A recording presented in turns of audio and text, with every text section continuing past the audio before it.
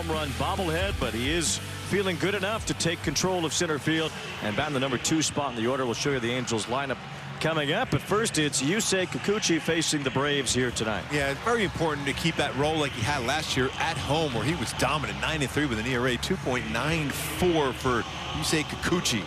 My go-to is for him to have another successful game here at the Big A, and it's so important for him to use that consistent depth on the slide. A little higher arm angle should be much better and more consistency, but work ahead of counts all game long. That is always the biggest thing for Yusei Kikuchi. He'll be able to go deeper in the game, just get some quick outs, work ahead, and finish that nasty secondary pitches. Atlanta's lineup a little different with the left-hander on the mound as Acuna and Baldwin are at the top, but Ozzie Albies moves up to the 3-hole. He has always crushed left-handed pitching. Matt Olson, then Riley Dubon starting in left field today. We won't see Michael Harris. It's Eli White in center field. Jonah Heim is behind the plate, the former Texas Ranger. And Jorge Mateo gets a start at shortstop for a former big league shortstop, a rookie of the year with the Oakland A's, one of 3 straight in the late 1980s, Walt Weiss. Boy, he was a real good player. The defense behind Kikuchi today, you got Josh Lowe back out there in the left field. Mike Trout, center field. Good to see him back in. Or Joe Adell. He's done some pretty good things in right field on this homestand for sure. Moncada at third base. Neto short. Peraza has been great defensively himself at second. Sean Noel and yes, behind the plate. But Josh Lowe out in left field. We made a couple good plays too already in this homestand too. Overall, 14 chances out, 5 outfield assists, so in his career in left field. So a pretty good defensive rating out in left field for Josh Lowe overall, and he's made some good plays so far as a halo in that position. And a pretty good crowd here on a Tuesday night in the early part of April, with Mike Trout's bobblehead certainly bringing a whole bunch of folks to the ballpark here tonight to collect home run number 400 bobblehead for Trout, and we all hope he gets that 500th home run someday, no question about that. Here's Ronald Acuna on the first pitch, hacking like he did yesterday, fouling this one off, and we are underway.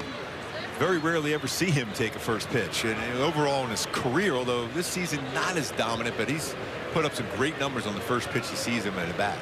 Acuna has struggled out of the gate, batting just 175, 7 hits in his first 40 at bats, as he just nicks one here with a check swing foul, and it's 0-2. You know, Acuna's had so many leg issues now over the course of the last few seasons. He wasn't really a part of the Braves' 2021 championship run, and he hurt the other leg a couple of years ago, so it's been a tough go for Acuna to stay on the field. But certainly a dynamic player. I mean, that season that he had a few years ago was one of the most dominant performances of all time. Yes. With 41 home runs and 73 stolen bases, the most steals in a 40-40 year. Look at that 97 pitch before there. It's it right at Zach Neto. Was a low line drive for the out. And Yusei Kikuchi retires the Braves leadoff hitter. That was a changeup down after I mentioned that 97-mile-an-hour fastball up and in. Had him reaching for that changeup. Hit it pretty well, but not square, but right at Zach Neto. A good start for Kikuchi, who was really good here at Angel Stadium last year. He had struggled in his career in this ballpark against the Halos, but as an Angel, he was at his best on his home mound last year. It's Drake Baldwin coming up empty on a first pitch slider. Yeah, he's real good on fastballs inside, so that's a good first pitch he threw. His numbers at home were outstanding. Well, the truck, they were just ready to fire that one right in there as soon as we talked about Kikuchi's home road splits. And now ahead of Baldwin, 0-2. Kikuchi, a 2.93 ERA here at Angel Stadium last season. And the Angels would love to see that guy show up on the mound here tonight, facing a guy who's been red hot to start the year. Baldwin is DHing in this game. He has 5 homers and 13 RBIs already. That's unreal. Those hands are so quick. He's short to the baseball. He's really good on the inner half of the plate. In the dirt, 1 ball, 2 strikes. The only man who's been able to score a run off Jose Soriano so far in his first 3 starts this year has been Baldwin. Hit that home run in the first inning last night. That was a 98-mile-an-hour fastball above the strike zone. That's how quick his hands are. 1 ball, 2 strikes. Baldwin, the rookie of the year last year in the National League, as he takes ball 2. First catcher to win that award since Buster Posey won it in the early 2010s. It's been so long now. Buster is the team president for the San Francisco Giants, and he'll be on the Hall of Fame ballot next year. And he'll be a Hall of Famer. Swing and a miss, strike 3. It's Kikuchi's first strikeout, putting away Baldwin. That's that slider. I love that whole sequence for Kikuchi and d'Arnaud on that one too. Big hug there by d'Arnaud, and Albies coming to the plate too. Those guys got a history together. That's that slider away. Stayed on top. Late break to it. Perfect spot away against Baldwin. And we got to hear Lisa Loeb envelop the stadium with her "You Say." Now we're ready. I've never been more ready. Here is Ozzie Albies with 2 outs. Albies has been really an MVP caliber hitter right-handed in his career. His numbers from the right side are absolutely insane.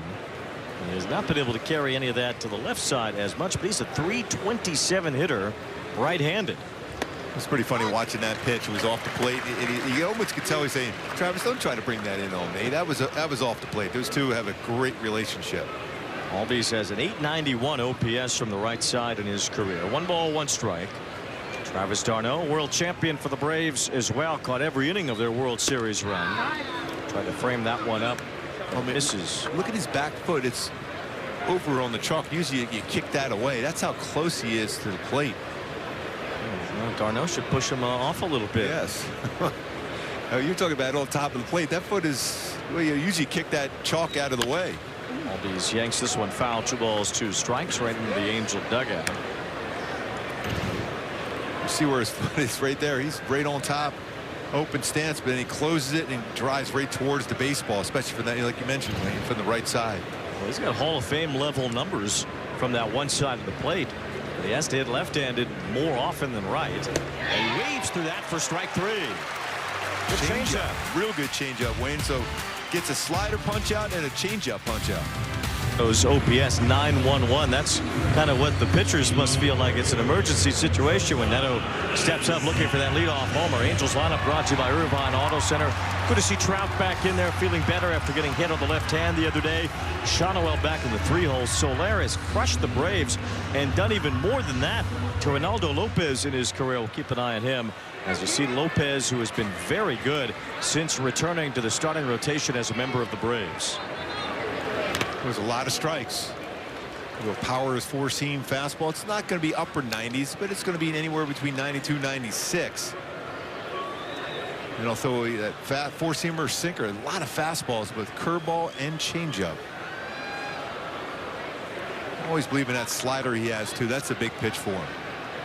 That slider is the one pitch he'll get a lot of swing and misses with. Yeah, it's the slider that he throws 35% of the time, not the sinkers. So he's mostly 4-seamer with that slider. And that's kind of how he was as a reliever too. No balls and a strike on Neto, but the Braves identified him as a starter a few years ago after he left the Angels. He was with the Angels for about a month in 2023, and he did a nice job out of the bullpen for the Halos, and then he was even better with Cleveland in the final month of that 23 season, pitching out of the bullpen. And he makes short work of Zach Neto here. 3 pitches for the strikeout, 1 away.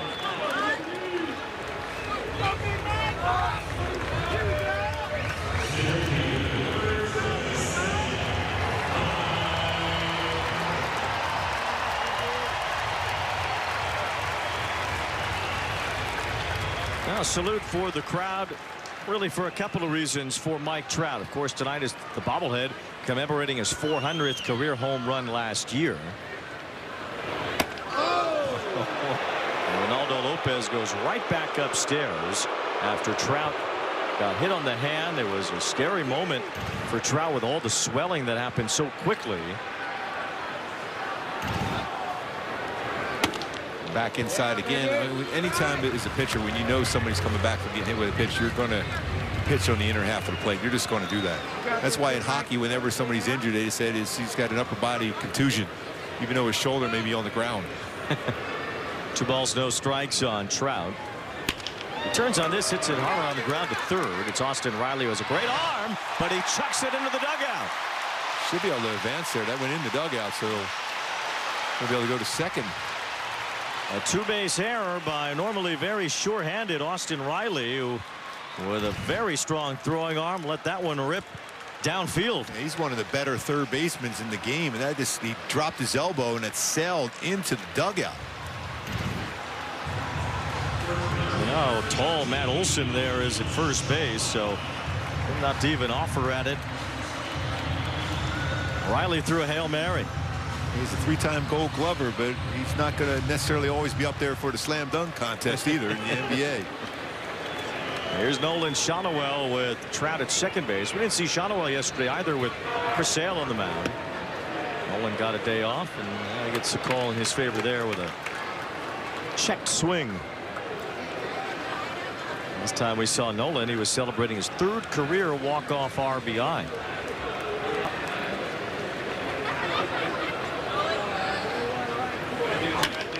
Hammers this one out toward left. It moves back Dubon. Trout tagging from second base. He'll stay put as Dubon makes the catch, 2 outs.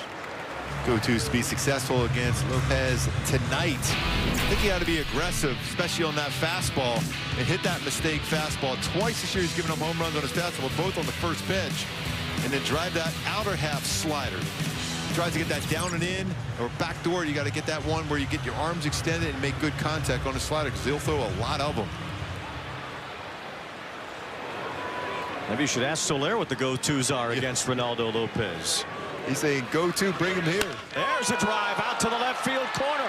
Dubon's after it, but it's gone. Jorge Soler once again has torched Ronaldo Lopez.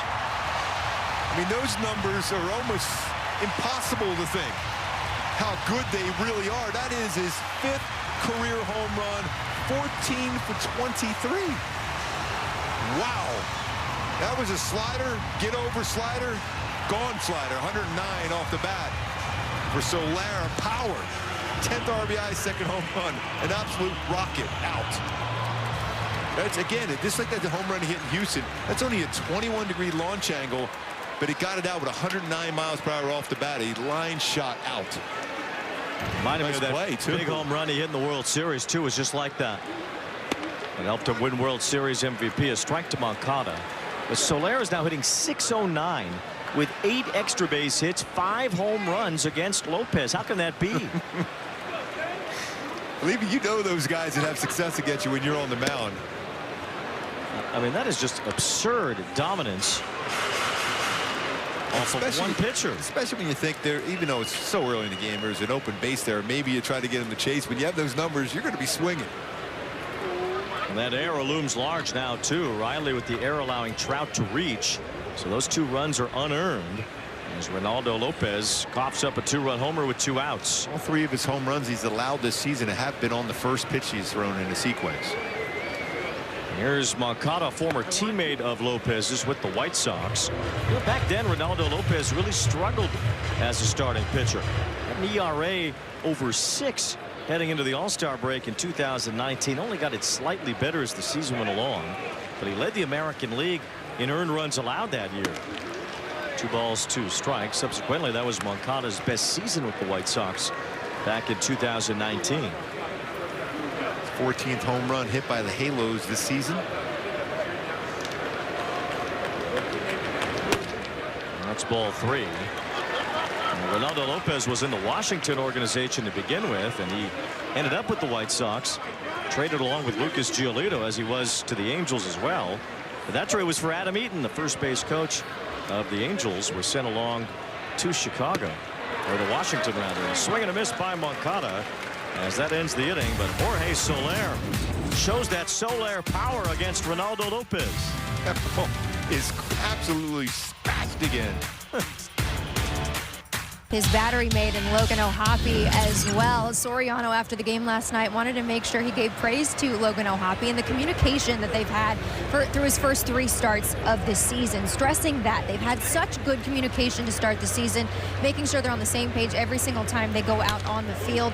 Logan also joked that using PitchCom with Sori has been like using a video game controller out there. But as far as that communication goes, he said, doing it the wrong way the past couple of years and identifying where I could be better has helped. I've learned a lot from Travis too, and then just overall calming down, relaxing with every part of the game has helped a ton.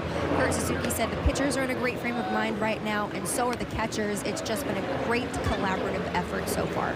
Yeah, you see them building those relationships. That's so important between a pitcher and a catcher. By the way, does Soriano ever not smile? He's very happy. Yes. Why shouldn't he be? His ERA is 0.45. Matt Olson takes ball 2 from Yusei Kikuchi. And Travis d'Arnaud earlier today about that as well, and how important that communication is between catcher and pitcher. 2 balls and 1 strike the count on Olson. You had a couple of catchers that caught you the most. Mike McFarland and Jamie Quirk were the 2 guys you threw to the most in your career, and Sundberg early on as well. Brent Maine later on. What was those communication styles like? Did you have to adjust between the different catchers? No, we had such good relationships amongst my catchers there, especially when you mentioned, Jamie Quirk and Mike McFarland. We would go to dinner together, and even before the game, we would sit there and talk. He goes, "This is what I think you need to do." I'm like, "All right, I'm with you." I said, "I guarantee you I will not shake you off today." They would just laugh, and I never would, because we had such a good relationship. They know exactly what I was going to throw, even when I'm rolling or when I was struggling. So important to have that relationship. 3-2 on Olson as he pokes one foul away toward the left. Still 3 balls and 2 strikes. And we're still friends to this day. We always text each other, and still hang out whenever we go back to Kansas City there too. So those relationships are forever.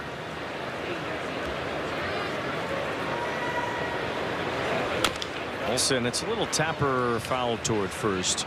You threw 1 game to Ed Hearn, and it was a complete game. Went 9, 1 run. Great man. He's battled a lot in his life, and still always keeping in contact with him. A lot of battles health-wise for Ed Hearn. Pat Borders, 8 games. Sal Fasano, former yes, catching coach here, got you for 13 games. 3-2 the count on Olson.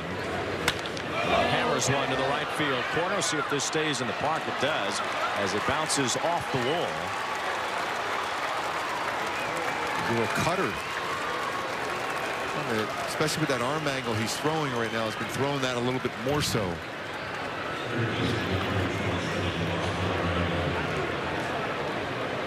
Double. That's that little higher arm slide he's throwing, a 50-degree or so.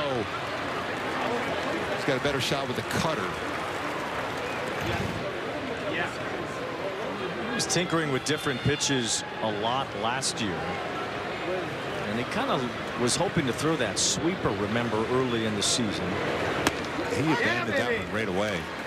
He actually said the pitch itself was good, but it just made the shape of the other pitches turn out to be not what he wanted. I think it changes his arm angle. Balls and a strike on Riley. He's done that himself with this higher arm angle. Riley didn't go there. 1 ball, 1 strike. But now opponents are 4 for 6 on that cutter.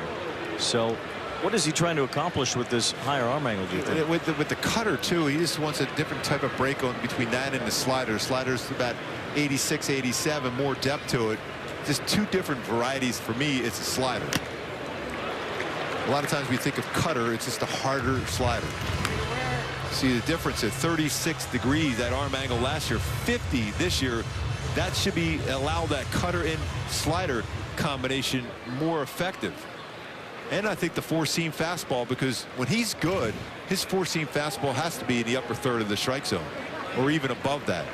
It's where it was a lot when he was at his best with Houston. He misses upstairs here. 2 balls and 2 strikes. He's tinkered this way throughout his career. Last year was really the lowest arm angle he's ever had on record, since we were really able to dig into these sort of metrics in terms of tracking arm angles. Kikuchi's 36 degrees was a lot lower than usual. He'd been around 42 degrees the few years before that. Early in his career, he was closer to 60 degrees. Yeah, I mean, even last year, he was below that for a while. They moved that arm angle up for him in a bullpen session in Houston.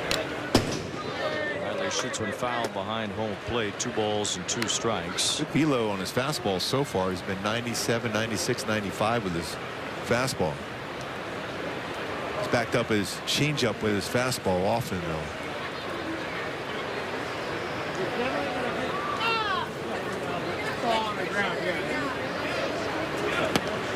This is downstairs to Riley, and this we see sometimes too, that he has a hard time putting hitters away. He'll get his fair share of foul balls too. We've seen that already, especially with Matt Olson at bat.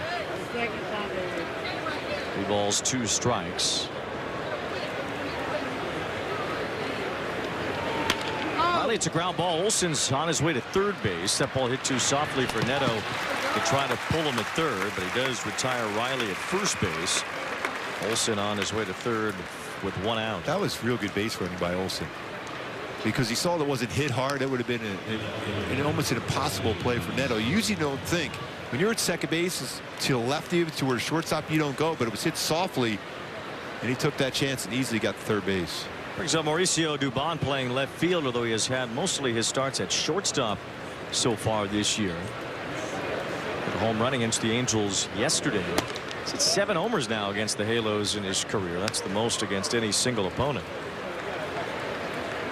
Kind of a pesty good player, you know, just someone who you don't necessarily highlight in a lineup, but finding ways to beat you on a fairly regular basis, at least in the games against the Angels he has. That glove plays everywhere too. He plays a lot of different positions. He's already played third base and shortstop and left field this year. He's already had a better output in terms of wins above replacement than all the Braves shortstops combined all of last year. Not even 2 full weeks into this season, and he's done that.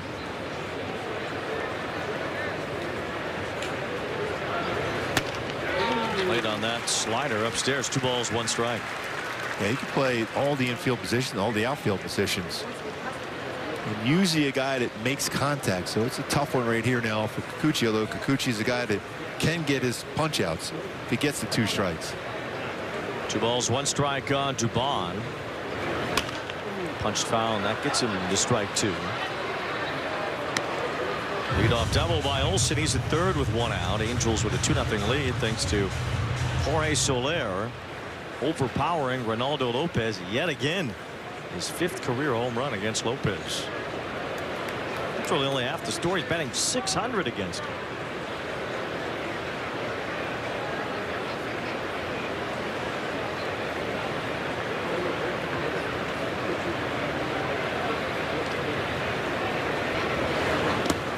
In the dirt, a good stop by Darno with a man on third. 3-2 the count. Eli White is on deck. Kikuchi, a pretty quick first inning by his standards, retired the side in order and a couple of strikeouts.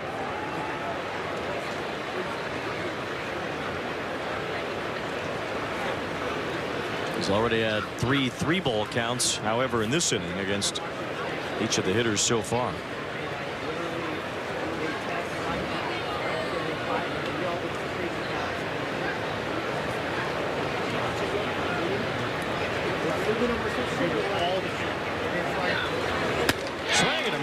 Kikuchi goes back to that slider up in the zone, and Dubon punches out. Whether that's by design or not, some pitchers can get a lot of punch outs with sliders upstairs. Because as a hitter, you're expecting that. You're reading the spin, and you think it's coming down. But it stayed upstairs, so you still have to try to make contact with it because it's going to be a strike. Well, through their first 10 games, the Braves were the hardest team in the major leagues to strike out, but Soriano had 10 yesterday. Kikuchi has 3 already today. There's strike 1 to White. He's mixing all his pitches in already in this game. Well, that's Mike Maddox's whole game, isn't it? Pitch mix. Yep. Never let anybody get comfortable, sit on a pitch against you. Balls and 1 strike on White. When he's in the dirt, it's 1 ball, 1 strike. White a little more playing time with the Braves than he expected last year with all their injuries. He hit 10 home runs. He was kind of a prospect at one point, a big part of the trade when Jurickson and Profar went from the Rangers to the A's. Was Profar supposed to be in the Braves organization, but that has gone awry. It's a good pitch. No, did not challenge it. 2 balls and 1 strike. Just been a little bit off the inside corner, but that was a good break to it. Yeah, it was just a sliver off. We can show you with ABS. 2 balls and 1 strike the count. 2-2. Darno hasn't had a lot of playing time, so he's still kind of getting used to this ABS system. And even talking to Wayne in spring training, he's so used to that front of the plate. He's been a veteran doing that, framing that at the front of the plate. So now with the ABS measuring it towards the middle part, it's a little bit different, just trying to get comfortable with that. Younger guys have been really good. Logan Hoppy's been outstanding. It's 2-2 on White. And that's off the outside corners. Now 3 balls and 2 strikes. Kikuchi trying to work around that leadoff double from Olsen, who is still at third base with 2 down. He's going to try that high slider again. It's been pretty good so far. Struck out Dubon with it. Now 3-2 coming to White. And the breaking ball bounced foul. That was the curve that time.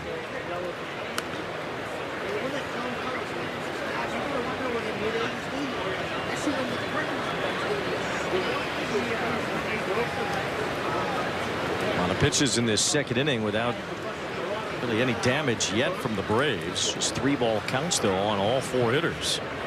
Another one here to White. Full count, 3-2. And it's popped up. Shonowell is over. Looks like that's out of play.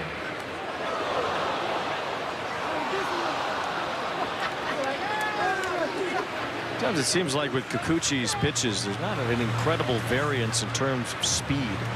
And that could be why you see a lot more foul balls with him. Yeah, even his changeup's about 88 miles an hour. Really, the one pitch you would think you'd take a little bit more off would be his curveball to give a little bit more separation. It's 3-2 here. And it's yanked to the left field corner. That will drive in a run. Eli White with a 2-base hit scores Olsen. And Atlanta does get a run here in the second thanks to a couple of doubles. That slider was down. Wasn't hit hard, placed perfectly though, but the slider had been effective upstairs. This was down, and he kept it fair. And Atlanta responds right back after the Halos get 2 in the first. Sends Travis d'Arnaud to the mound to talk to Kikuchi before Jonah Heim steps in. Former Texas Ranger. The Angels have had a lot of battles with Heim over the years. He's with the Braves now, and he had done a really good job behind the plate in his first 3 starts with Atlanta. The 2-run homer by Soler, the first runs that a team has scored with Heim behind the plate so far this year. And they're unearned. Yeah, albeit unearned, so his catcher's ERA is still 0.00. Heim has caught 3 shutouts in 3 games for the Braves. In fact, the Braves and the Angels are 2 of only 4 teams in the major leagues that have had 3 shutouts so far this year. The Yankees and the Reds are the other 2, and coincidentally those are the next 2 opponents for the Angels after this series. Heim, it's a roller to the right side. Shonowell goes way over to get it. Kikuchi has to cover, and he does to win the inning. A key for the game today. We're going the all-spring today. Hit that. Get your pitch and hit that pitch. Just like Jorge Soler did. A rocket out. 109 off the bat. A 2-run home run. So hit that pitch that you want to hit. Jo Adell hit one last night. His first home run of the season. His first extra base hit so far this year. Breaking ball just missed there. And Jonah Heim disagrees. Catcher's challenging the previous pitch. I don't think that's going to work out. That's that front of the plate again. Hitters have fallen under 50% in terms of challenges, so umpires are winning more. And this was a win for Edwin Moscoso. 1 challenge remaining. By 2 inches.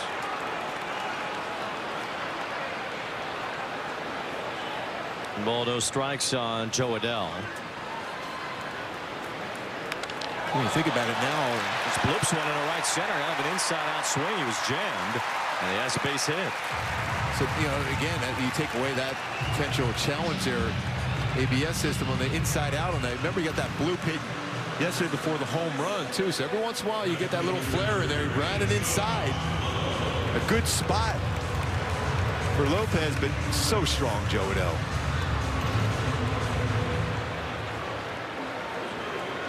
It's one of those pitches running in. Get off of me! Get off of me! And he's strong enough to get it into the outfield. Well, you don't want to challenge Jo Adell's forearms. No. It's Josh Lowe taking ball 1. Well, unless it's yourself win. You think I can handle it? Yeah, I think you can. I think he could probably fling me into the left field corner if he wanted to.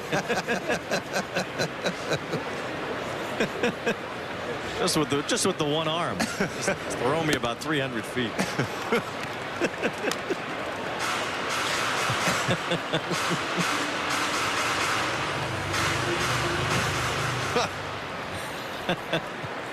Quite a visual. Yeah, I am. I'm thinking about that. Yeah. Halo, the Angels in the outfield have to catch me. There goes Adele. It's a pitch that's outside and a perfect stolen base for Joe Adele. Jonah Heim had no chance.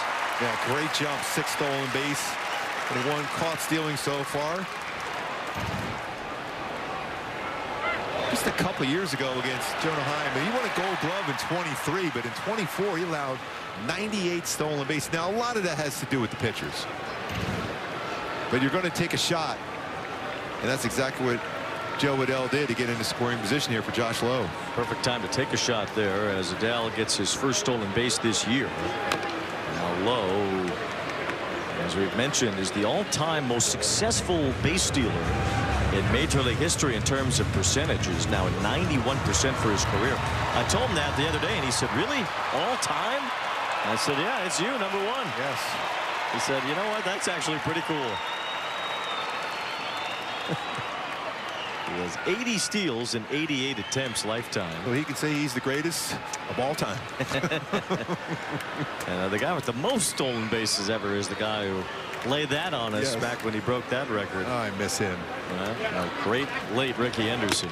As Lowe reaches there and strikes out on a fastball, unable to move Adele over. So the offensive woes continue for Lowe. Just 3 for his first 30. He's had a tough time with that slow breaker ball because he's a real good fastball hitter.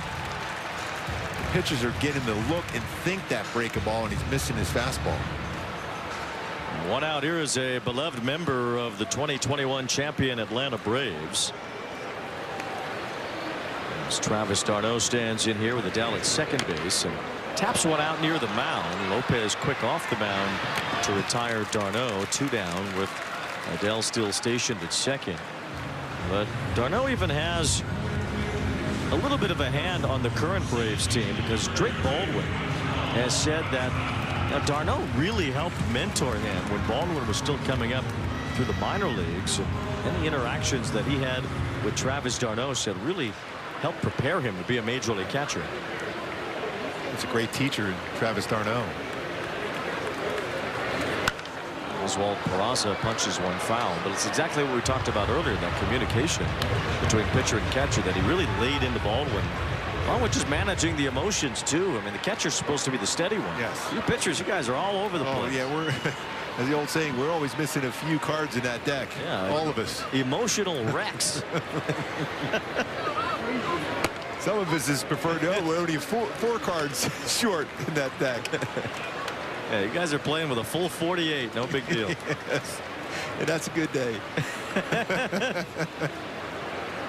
No balls and 2 strikes on Oswald Peraza. Good for a 2-out RBI to bring home Joe Adele. He lines it up the middle. Albies caught it on the short hop. And the out at first to end the inning. Last season compared to this season, you see, as far as throwing that cutter this year, the big difference for me is when you look at last season, a lot of his outs, a lot of his pitches, middle to upper part of the strike zone, a lot more to lower third of the strike zone, except for his 4-seam fastball. I think that ride of his 4-seamer is very, very important for him. Jorge Mateo shows bunt leading off here in the 3rd inning. Mateo, a speedster who can fill in on the infield. We saw him a bunch as a Baltimore Oriole. Real good glove himself. A lot of speed. Got to keep him off the bases. And the American League in steals in 2022. That was the bigger stolen bases and less throws over. In the old days of base stealing, you really had to earn it. You earn it. 2 balls, no strikes on Mateo. Now you got guys like Josh Naylor stealing 30 bases. Yes. An unreal amount with Seattle too. What, he had 19 of the 30 with them? Yeah. How many would Ricky had in this day and age? 2 balls and 1 strike on Mateo leading off here in the 3rd. I almost think he might have made a run at 150 bags in the season. Well, yeah, got kind of close anyway Yes. when he broke the record. Most stolen bases in a year. Yeah, I'm sure 150 or more would have been on the table. My old teammate Vince Coleman was unreal too with the Cardinals. To 100 as well.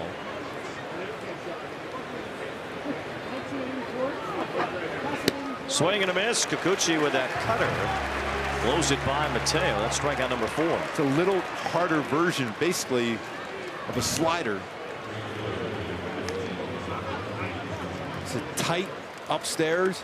So between his slider and his cutter upstairs, it's been effective against the right-handed batters. Just didn't get that one upstairs against Eli White. Ended up being a double and a run scored. A cutter in terms of miles per hour, just an in-between in terms of the fastball and the slider that he throws. And there's the cutter again. This one to Ronald Acuna, lined out to Neto to start the ball game. Slow start for Acuna. Really hasn't shown that he's the same player after that 2nd leg injury. He's one of those guys too. As a baseball fan, you're running the ballpark to watch him. Now you want him to be the same player that he was when he had that MVP year in 2023. It hasn't quite been. After he got hurt again in 24. He played 95 games last year. 1 ball 2 strikes on Acuna, and a slow start this year. You can see the change in Acuna's numbers dating back to that 40-70 that he had in 2023.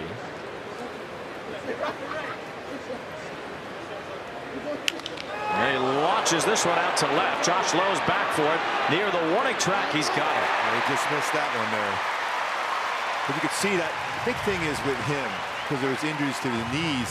Sometimes you take away that lower half of his body, where he's going to be able to generate all that power with the bat speed. And we know how well he can run the bases, play the outfield. Going forward just enough. That was a changeup. Just down in front enough to keep it in the yard. You're right, though, something to pay attention to with Acuna and the lower half of his body. Baldwin gets all that lower half into that one. And he just ripped that one into right field for a 2-out single. That's kind of the difference, the explosiveness in the bottom part of the body there. The difference is between Acuna's flyout that didn't travel and Baldwin's line drive that was shot out of a cannon. Yeah, I mean, he's so short to the baseball. And again, middle in. You got to stay away against him.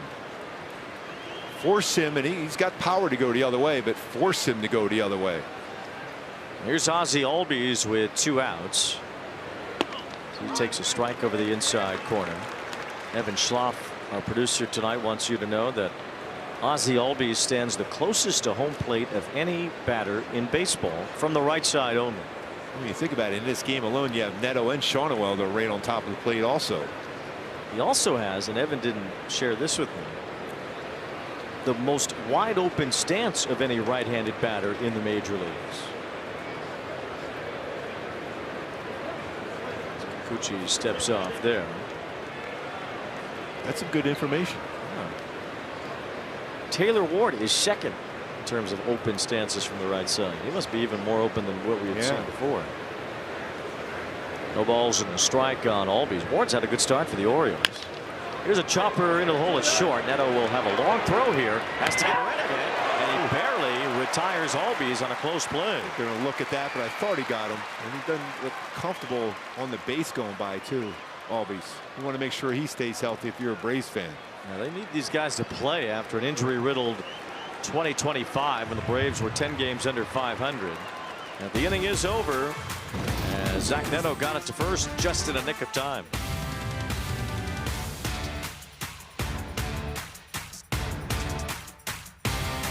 Get a jersey Friday, April 17th. The Angels and the Padres. Angels.com/promotions for Star Wars weekend. That must-see TV for Zach Neto to play. Everyone got the camera ready on their phone, ready to see something special. The WWE weekend for Zach. You know, that's WrestleMania weekend too. You can't see him. Neto should get all of his wrestling friends out here for a celebration at the ballpark. Oh, I'm sure you'll be happy as all can be. Yeah, I want to meet, you know, Cactus Jack or somebody. One ball. And why wouldn't you? 1 ball, 1 strike on Neto. Bouncer fouled behind home plate. Well, Neto, you know, he's got the home run salute to 2 WWE superstars as he runs the bases now. Penta and John Cena. Yes.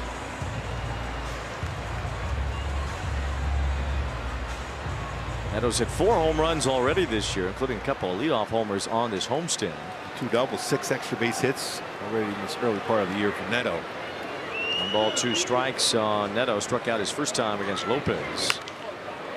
Fouls this one away. Neto trying to help the Angels to a 4-1 start at home for the first time in 5 years. Imagine he's going to see that slider now after that fastball inside.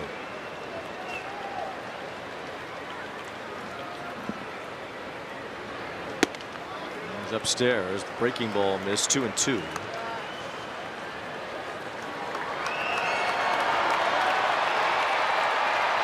Angels trying to win 4 straight for the first time since last May. And an 8-game winning streak surrounded around that Dodgers sweep. First of the 2 Dodgers sweeps. Still 2-2. And it turned into an 8-game winning streak. And it was the last time the Angels even won 4 in a row. Things are looking up right now for Kurt Suzuki in his first couple of weeks as a major league manager. He's got the guys believing in their abilities to play well. And he said it in spring training. He said at the beginning of the season, he goes, I don't care what anybody says about this team. We're going to come play hard every day. If we catch the ball, we will win a lot of games. We've seen this so far on this homestand, catching the ball. That's why this team has played well in this homestand. Yeah. It's like the first 2 games down in Houston. The Angels have not made an error on defense during this homestand. 2-2 as Neto yanks another one foul. Of course, if they make one later, I'll be squarely blamed for it. Oh, there's no doubt. I'll be the first to say it. No.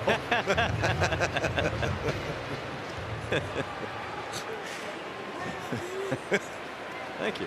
I'll say it in a loving way. Oh, well, that's nice at least. Still 2-2 on Neto, battling against Lopez as he turns on another one foul. Well, Neto can do this all night. Trying to run up that pitch count. Lopez has had a couple of really efficient innings to start. You know, the fastball on the inside part of the plate, maybe a little bit off the inside part. He's so good on elevated pitches because he's able to get that barrel out in front of the plate. You look at all those home runs he's hit throughout his career, they're always in front of the plate. Finally was able to put Neto away as the slider strikes out Neto for a second time tonight.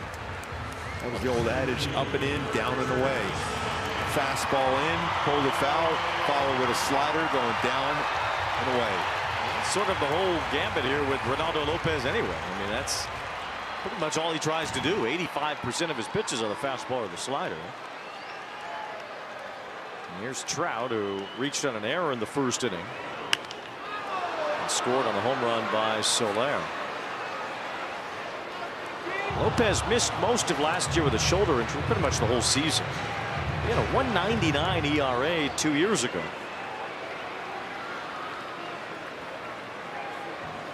Made 25 starts that year, and he was outstanding. 1 ball, 1 strike on Trout. Going pretty hard tonight too. That's another 96-mile-an-hour fastball. Get up there about 97.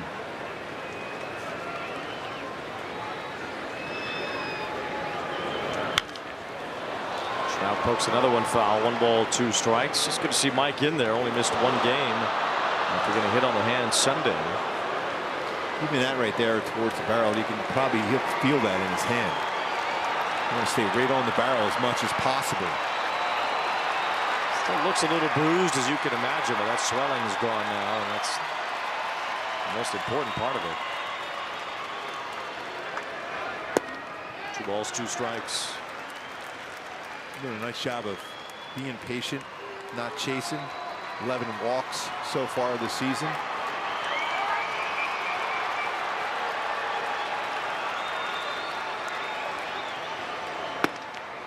Missed inside. Heim wants to challenge it. Remember, the Braves lost a challenge earlier. Catcher's challenging the previous pitch. He might have just touched that corner. Yeah, looks like he did. Braves challenge powered by T-Mobile. Trout goes down looking. Strike, the battery's out. Atlanta retains the Overturned challenge. call. Well, Mike Trout bobblehead now, I can assure you, nobody came to this ballpark tonight. It looks like a pretty dazzling crowd here to see Mike Trout strike out on an overturned ABS call. That's a gutsy one there for Jonah Heim, too. If he's not right on that one, they're done with challenges. Yeah, such is life in Major League Baseball in 2026. There's ball one to Shonowell. But also, that's a smart decision. That's Mike Trout at the plate, too. Yeah, you have to leverage these things. Yes. That's exactly right. I mean, it's 3-2 on Trout. You know he's going to be looking for a big swing. Yeah, if you or I are at the plate, he's probably not challenging. No, but Take a chance on the next pitch. I think that's something that's been kind of not talked about as much, is that there should be a leverage system to the ABS, and that you're not going to use it as much for guys who you're not as afraid of, even though it might change that specific at bat and things can roll down the hill and affect you later. But by and large, a challenge is much more important when Mike Trout is at the plate, or Aaron Judge, or Vlad Guerrero, or whoever, than it is for somebody that's, you know, a guy who's at the end of the bench. Shonwell will be up here hacking. Pitch at the knees, called a strike, 3-1.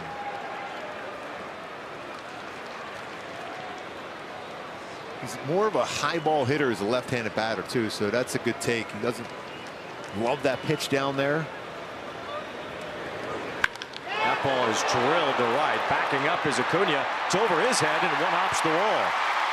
Must have gone all the way up. Up in the netting up there. Shonowell taking advantage. They never called it out of play, and he ends up at third. I think they're going to say that's up in the netting. He's caught. Now the umpires never called it. The first base umpire, Vic Carapazza, said it was still in play. It's the second base umpire, Nick Lentz, that has called the meeting of the other umps, although Carapazza is the crew chief. That was a rocket, too. Another well-hit baseball by Shonowell. Another just about 103 almost off the bat. Well, that didn't get caught in the netting. I think that's going to end up being a triple. I think you're right. Thought for a second, and you see it banging off the netting, but it didn't get stuck up there. Now, Acuna was no nonchalant, and then he thought he dropped the ball, which he didn't. So Shonowell seeing Acuna just playing it cool out there, and now the umpires are going to send him back to second base. Well, I think Kurt Suzuki has a legitimate beef here, but I don't even know that he realizes he has a beef, because you can't see from that angle. Obviously the Angels are at the behest of the umpires involved, but unless they were sure that the ball went up over that yellow line, how can they send Shonowell back to second base? And it means getting the explanation.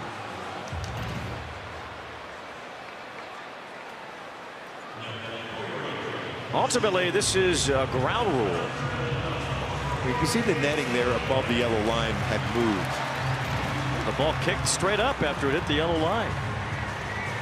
Acuna, you know, it's not like he's not a nonchalant player at times. He might have just thought the ball was going to ricochet into his glove and he'd throw it in.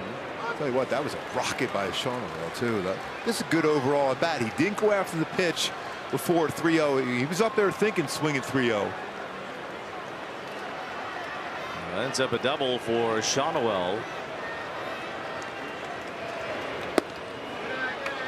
I don't know how the umpires can overturn that if they're not 100% sure. Clearly they couldn't have been. We're not even 100% sure after looking at the replay. And it was not called out immediately on the field. And interesting here, another time Soler's up with an open base for incredible numbers against Lopez for Soler. Man, it's early in the game, but when you have somebody you're facing that hits you that hard, you're thinking about the open base. 2 balls 2 strikes. Soler with a .609 average, 14 out of 23.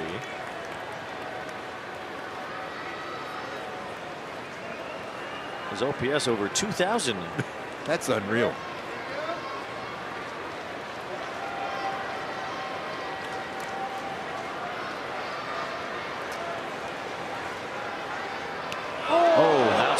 gets hit by a pitch. And we detailed the success that Soler has had against Lopez. It's another hit looked like on the hand again, which is the scariest one for a hitter. Square on the wrist hand.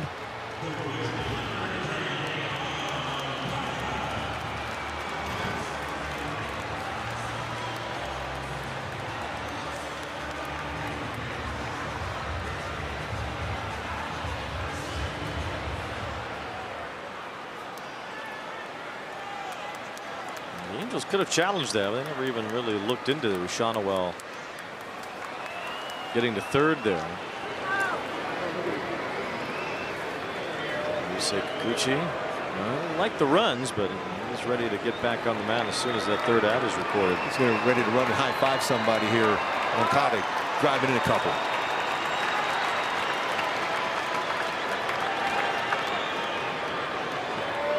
Moncada struck out his first time against his former teammate. Takes a fastball on the outside corner here. Balls and 1 strike. Very least, the Angels have made Lopez work a little harder after he breezed in terms of pitch count through the first 2 innings. He did give up that 2-run homer to Soler. Breaking ball's rolled to Albies. Had some funny spin on it. Albies with a low throw, but Olsen able to dig it out to end the inning.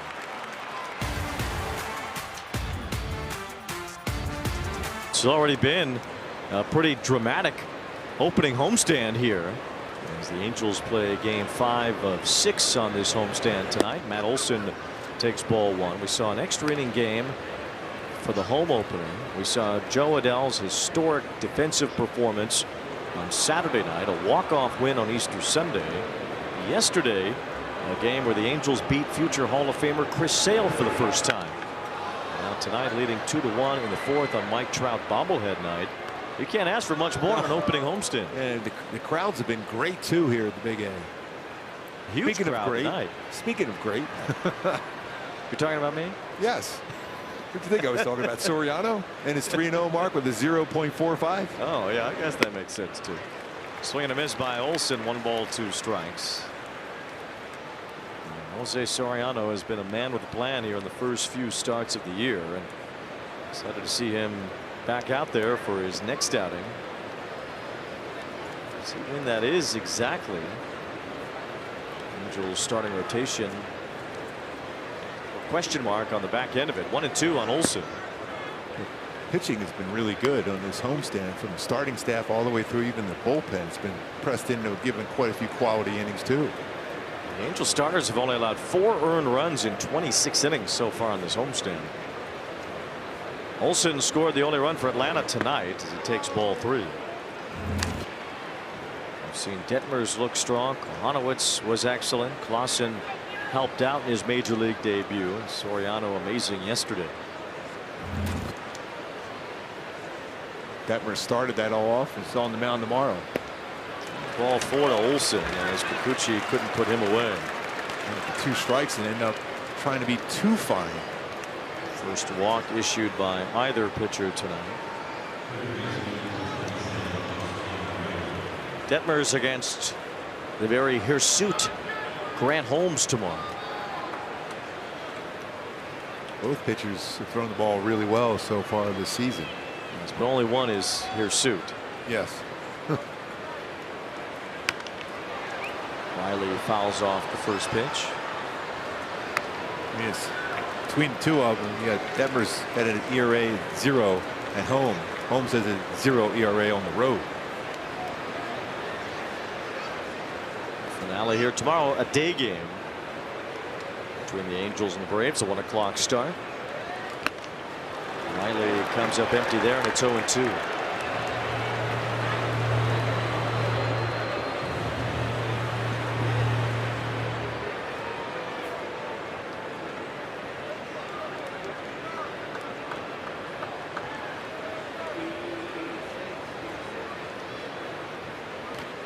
That one squeaks away from d'Arnaud.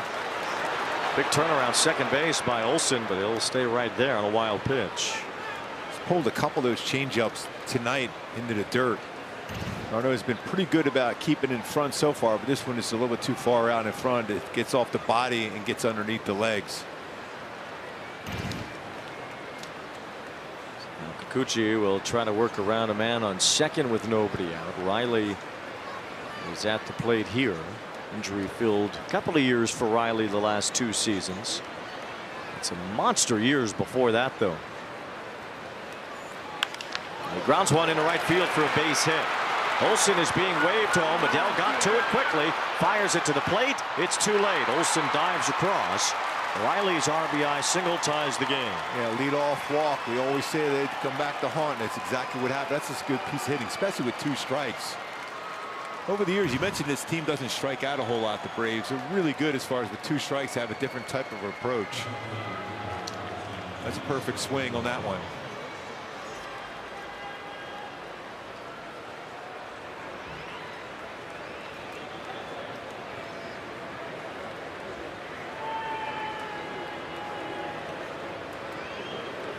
Austin Riley with a run batted in, scoring. Olsen makes it 2-2. Olsen now scored both Braves runs. Here's Dubon as he takes ball 1.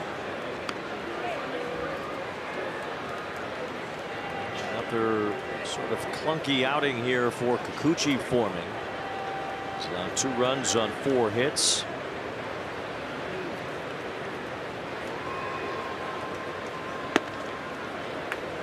A lot of deep counts, a lot of base runners, kind of the same deal as what we have seen in the first couple of outings. And a high pitch count. This will be number 70. With only 9 outs recorded by Kikuchi. Hard to see him going past 5 innings once again tonight. Dubon yanks one to the left field corner. That's an extra base hit. Quick bounce back to low will keep Riley at third base. And Dubon doubles, and the Braves have runners on second and third with nobody out. Dubon continues to have some big swings against the Halos. That cutter on the inner half and down. Right into that wheelhouse. He stayed on it. Oh, it's hit 106 miles per hour off the bat.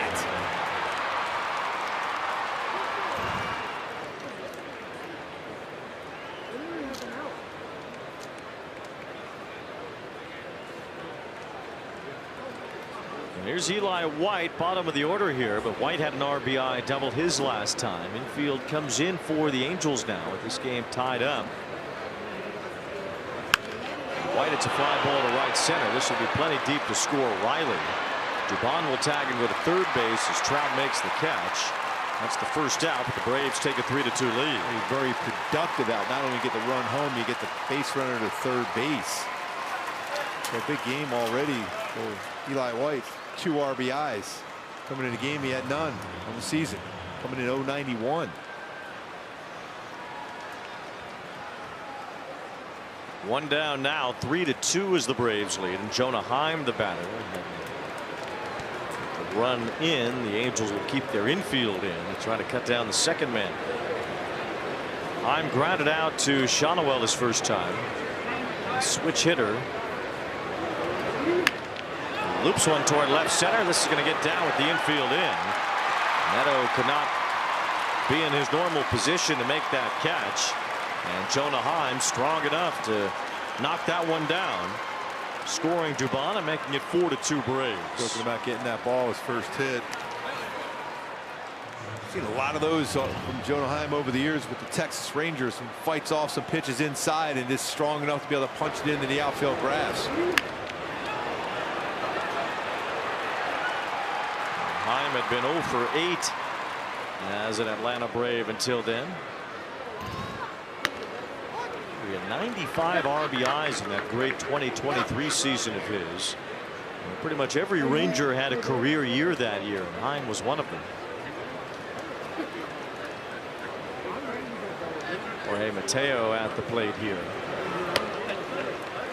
Ultimately, looking back now, that was just one of those years for the Texas Rangers. Everything went right for them in that 2023 season, including Evan Carter coming up as a 21-year-old for September and October and looking like he was going to beat Joe DiMaggio. Yeah. Carter hasn't been nearly as successful since then or outside of it. He hasn't been really healthy either. Everybody had a great season. Seager, Simeon, Adolis Garcia, Heim. Nathaniel Lowe had a good year that year. Pitching was outstanding for Texas down the stretch as well. 1 ball, 2 strikes on Mateo. He cues 1 foul. Just everything that they needed happened that year in a way that has not happened since. And really, is when we see them a little bit later in this season, it's going to be a much different looking Texas Rangers team than what we're used to. Yeah.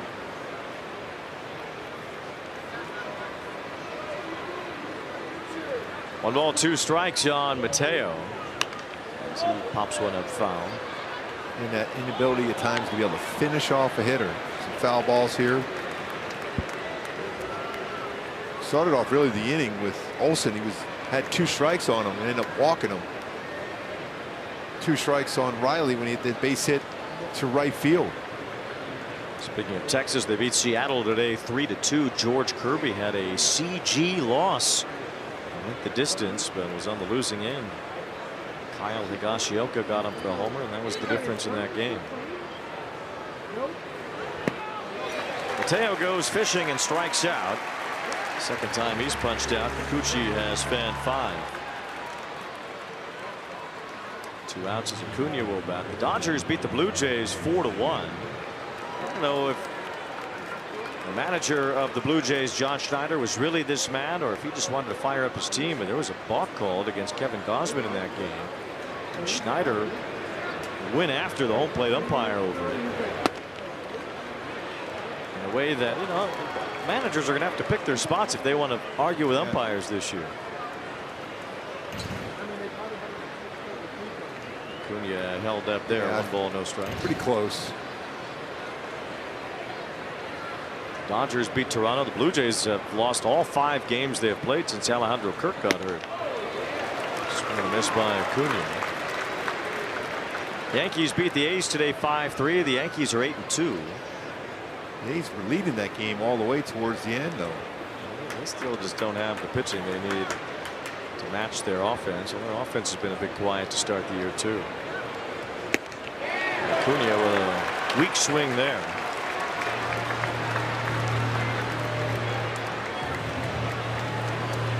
Cubs are all over the Rays today 9-2. Back at the Trop. Yeah, Tropicana Field reopened this week. Mets beat Arizona in 10 innings 4-3. The Pirates staying hot. They walloped the Padres 7-1. Yeah, pretty good pitcher they had on the mound too. Look at this fella schemes. Pitching for Pittsburgh. 6 2/3, 6 strikeouts. 1 run on 2 hits. Beat Nick Pivetta. Connor Griffin had 2 hits and 2 RBIs. The teenage shortstop for the Pirates. Mike Trout remembers what it was like to be a teenager in the big leagues. Not too many guys can say that. Yes.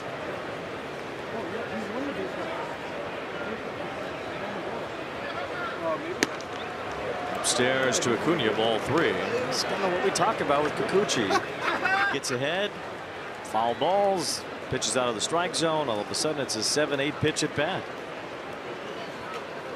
What a dangerous hitter too. Now he can center in on a spot against Kikuchi. It's going to have to be a perfect pitch. There's a foul ball. You know that Yusei Kikuchi is the starting pitcher that night. You should definitely bring a glove to the ballpark. He's going to wear out those foul balls.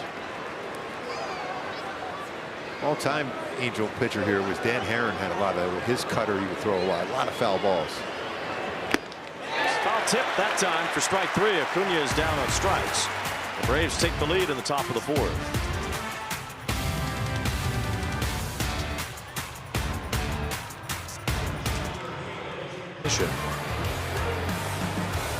Take some ice cream up here tonight. Yes.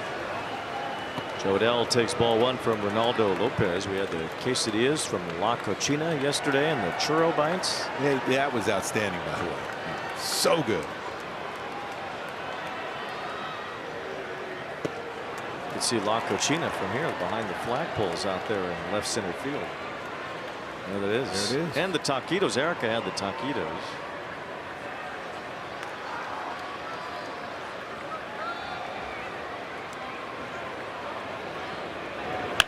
Dell wraps one on the ground. It eats up. Mateo has to rebound quickly. Wow, what an arm. Let him go of a seed. An arm like that, they might ask him to try to close a game. It was a recovery throw if you've ever seen one.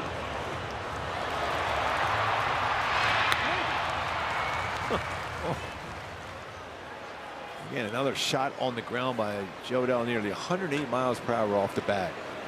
When he gets in, as you know, eventually he'll start lifting those baseballs, and it's going to go a long way like he did last night. 113 miles per hour off the bat for his first home run of the season. It was a 90-mile-an-hour throw by Mateo from shortstop to first base. Balls, no strikes on Josh Lowe. By the way, Kikuchi 19 foul balls in this game in 4 innings. We've seen some games where he's been 25 or 30 foul balls against him. All 3 to Lowe, trying to get on base here. Angels only down by 2 after Atlanta scored 3 in the top of this inning.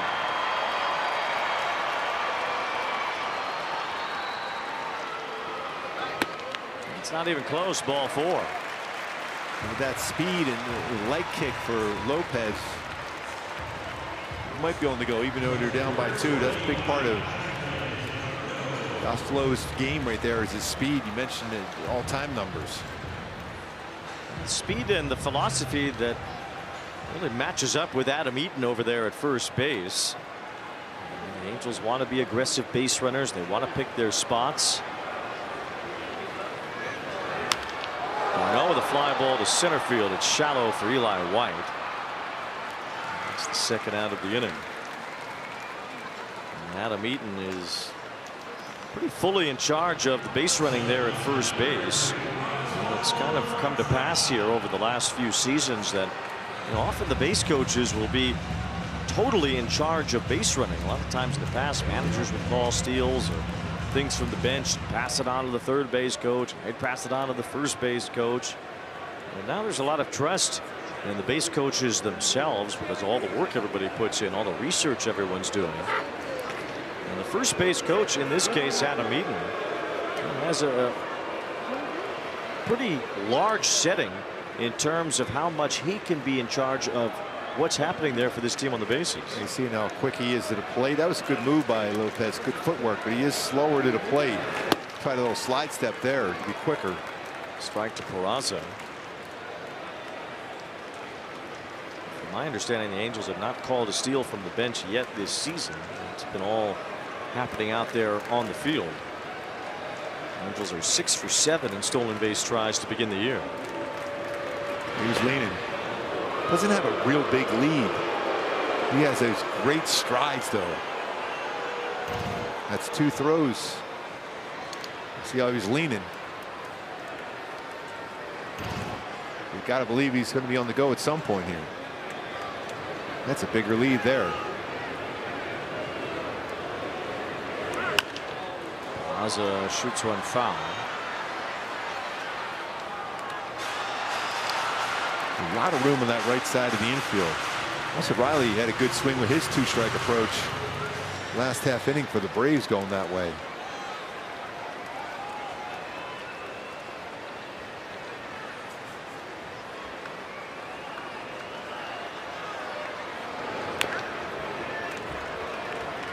Especially because you look at Lopez, he does a lot of sliders with 2 strikes, so that's the pitch. It's going to be a way you can punch it through that right side. Wilson has to hold on to the bag there with Josh Lowe at first base. The ball's 2 strikes. Peraza, it's a fly ball to right field off the end of the bat. It's Acuna jogging in to make the catch.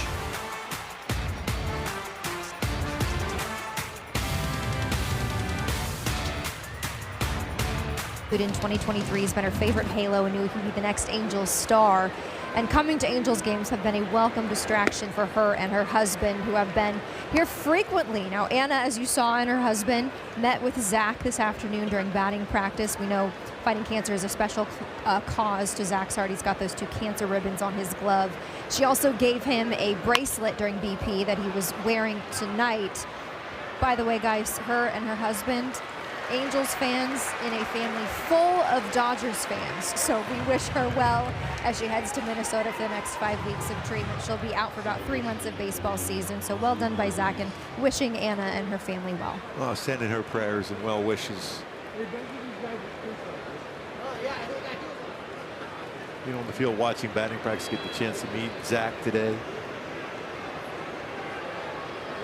The Albies will be the batter here with 1 out. Baldwin flied out. He takes ball 1. Zach always gracious with his time pregame. Well, as a player, when you get those opportunities to make someone happy, is sometimes better than anything you can do on the field. Just to bring a smile to someone's face.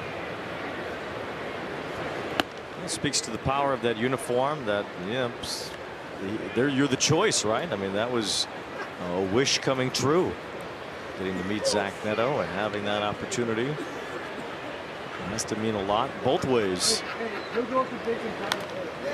Albies just fights that one foul. 2 balls and 1 strike. He wasn't quite committed to swinging to that 2-0 pitch. You usually see a hitter when it's 2-0 count. They're looking to do some damage. Saw that cutter way upstairs and able to be ready to get that barrel out.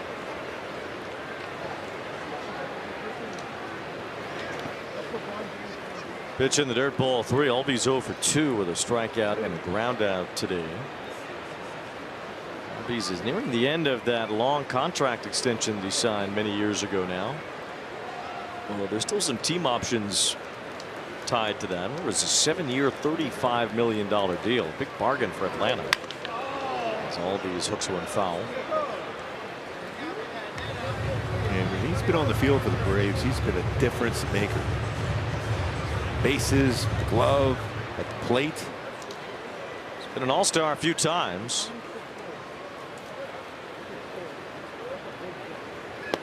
Strikes out here as Kikuchi burned that cutter down and in. That's a pretty good spot for that pitch if he's going to throw it to a right-hander. Yeah, even if you make contact, you're going to pull that one foul.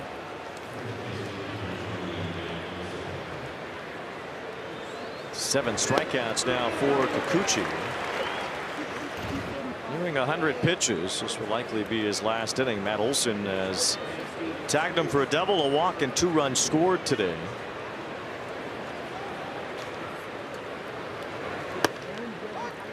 High strike. Matt Olson was a big Braves fan growing up, so I'm sure he enjoyed the opportunity to say hello to Javi Lopez, who was down on the field before the game today. Look at that power he had. He still looks like he can hit about 25 home runs. Yes. You never know what the guy's going to look like many years after retirement, but Javi Lopez looks like he's in game shape right now. For a long time held that single season record for home runs as a catcher until Cal Raleigh broke it last year. 1 ball, 2 strikes on Olson. Well, a lot of games for Olson in his career against the Halos, being with the Athletics for a lot of years. This is his 86th game. Yeah, 84th game now, I should say.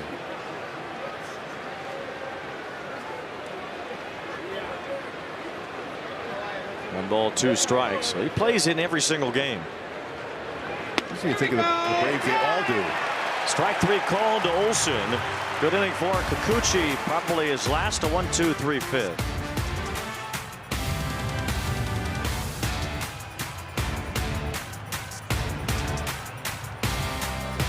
.com/promotions. Zach Neto leads off the bottom of the 5th. Takes ball 1 from Ronaldo Lopez. Where's our gold medals? We got to have the gold on. What? Oh, I went to a boxing match and a hockey game broke out. I just dropped the gloves with you. I'm a 4th liner. Wow, a thug line right there from from Goofy. That's a Broad Street bully right there. 1 ball, 1 strike. Did you believe that? We were only on the ice for about 0.2 seconds. Just had to drop the gloves. Got to spur the offense going. Let's go, Wayne. I understand. That's my role as a 4th liner. I got to get everyone going. 1 ball, 1 strike on Neto. Who knows what toothless Philadelphia Flyer you were emulating right there. These are some veneers here, by the way. A hockey puck right to the teeth. That's what happens. That's the name of the game. But we got these. Look at these. Yes, these things are solid. Stand up. Look at that. Look at that. You like that? Yes. Evan, how's my modeling right there? Good? Looks good. Yeah. Outstanding. Usually you're the one who stands up, but I'll put on the show today. Neto with 3 strikeouts in this one. As that slider from Ronaldo Lopez is eating him up. And he saw that fastball that he hit off of Chris Sale, and then Chris Sale threw him a lot of sliders after that at bat. 1 out, and Trout will be the batter. I like how the A for Angels is in that spot where, you know. Oh, I thought you were the assistant captain. Yeah, the assistant captain's A usually is. It'd be a C for this guy, though, Mike Trout. You know, when the team wins the Stanley Cup, maybe the Ducks will have a chance at the Stanley Cup this year. Well, a few years ago, they brought that over here. Yeah, the cup goes to the captain. That's who gets to touch it first. So if the Angels do win the World Series during Trout's time here, they should just hand the World Series trophy right to Mike. Yes.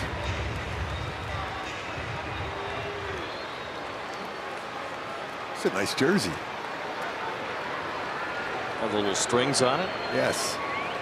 Very authentic looking. 0-2. 1 ball, 2 strikes on Trout. Remember, he struck out looking on an ABS challenge on that fastball inside. Reached on an error and scored in the first inning. Trout had that great series in Houston. He's been cooled off since then. As this one foul. I mean, almost had that home run opening night. It was windy here, though, for the home opener, and the wind knocked down a fly ball that could have been. It would have knocked it 50 feet down.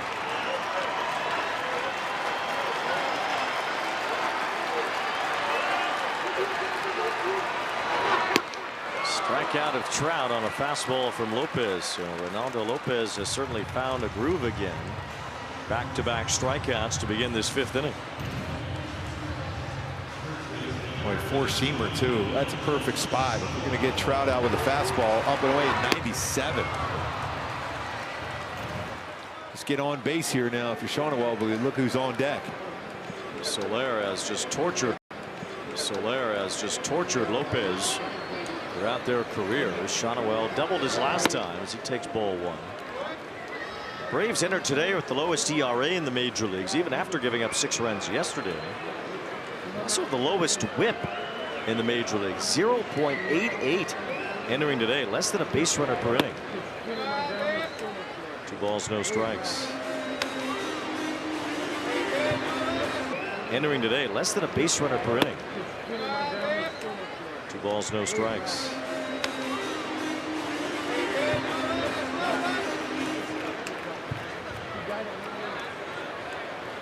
Remember, fell behind last time up 3-0. Now 2-0 this at bat. It's in there to make it 2-1.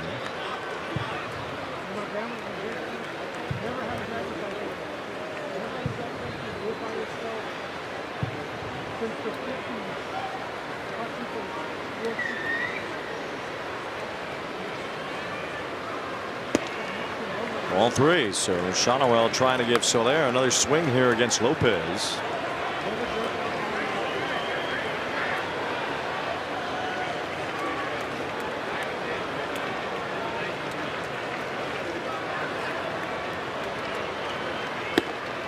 There's ball 4. So Shawneewell does work the walk. The first one issued tonight by the Braves right-hander.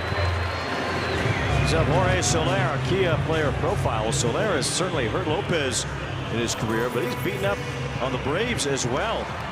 He was a World Series MVP for them, but he has torn apart Braves pitching, including his 200th career home run in Atlanta last year.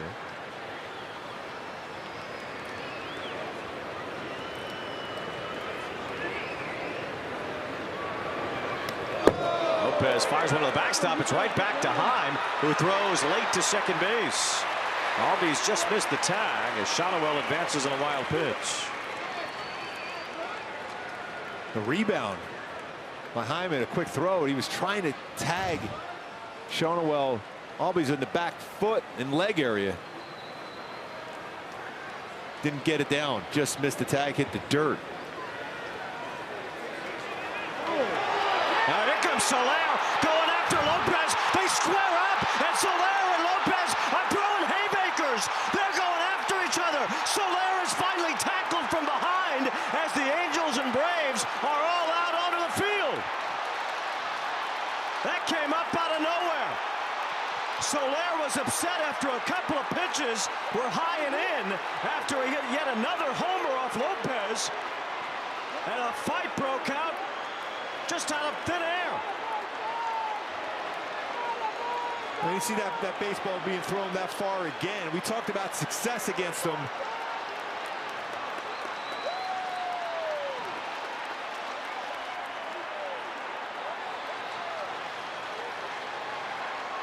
Well, that's one way to settle your differences between Ronaldo Lopez and Jorge Soler.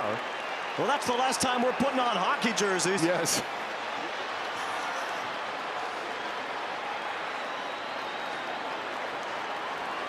Always trying to calm down his former teammate there. Now the Angels now splitting apart with Albies and his arm around Soler there. Jorge being held back. Ronaldo Lopez as well by his pitching coach. And listen to this crowd for Jorge Soler.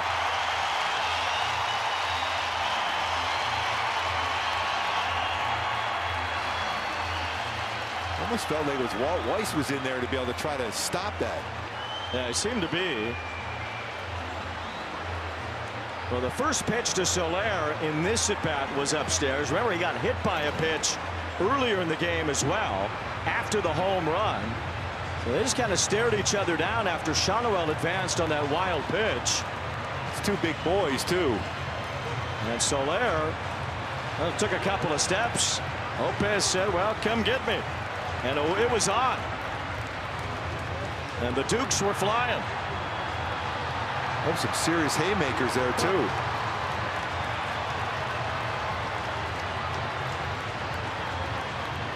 There weren't really any other instigators. Sometimes in these fights you see multiple fights break out.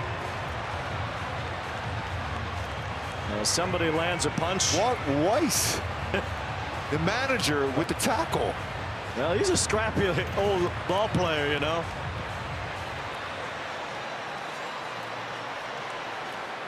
So now the umpires have to sort this out.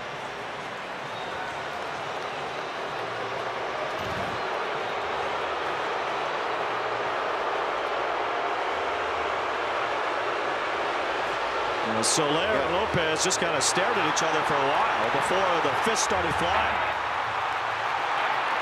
Both the pitcher and the batter are being ejected for fighting, and both clubs are now warned for the rest of the game. So the warnings have been distributed. I believe both players, he said, were ejected. Yes. Well, that's one way to get Lopez out of the game. Go throw a fist at him. Walt Weiss is wondering why his pitcher's thrown out. Well, you walk out there, you wave him out, you're going to be thrown out also. And I think that's what Vic Carapazza is explaining right now, that, well, Lopez in some ways instigated this just as much as Soler. I mean, when you have those type of numbers against you, you just think that if you're Jorge Soler, especially when you get hit. Well, he got hit, and then he got another one thrown over his head. Exactly.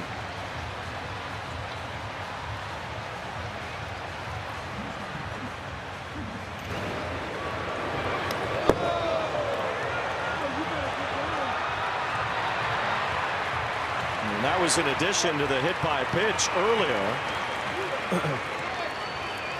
Jorge never took his eyes off Lopez. Lopez at this point is staring right in at him also.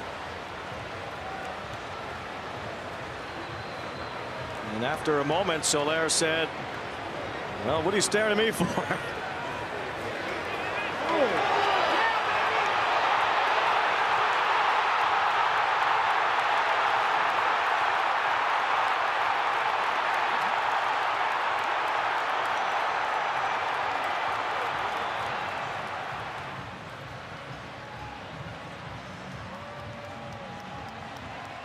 And Walt Weiss did what he could to stop this from getting worse. Look at that. That tackle by Walt Weiss.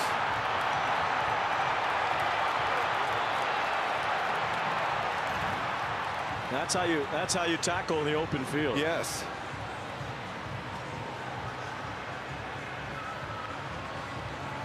Well, you mentioned this homestand's been really exciting and interesting. Lots going on.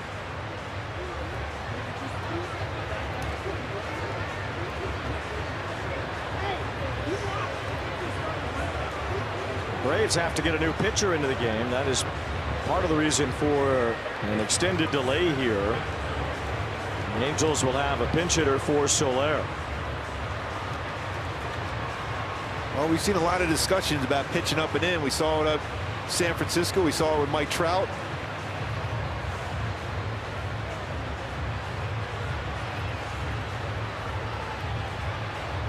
The Angels have been involved in a couple big-time brawls over the last number of years. Yeah, that one against Seattle certainly memorable from 2022.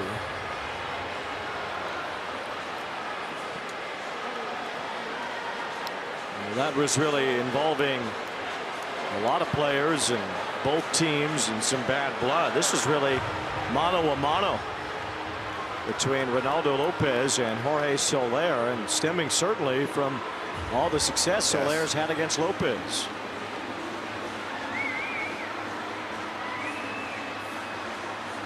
The Braves will change pitchers, and we'll give them a moment to do that. We'll be back.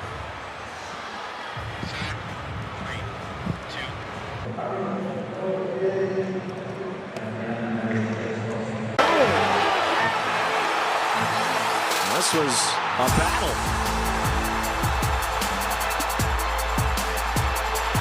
Soler was tackled at the end of the play there as the two were separated. Lopez keeps the glove on too. Usually in hockey, you know, you got to drop the gloves. Well, they squared up.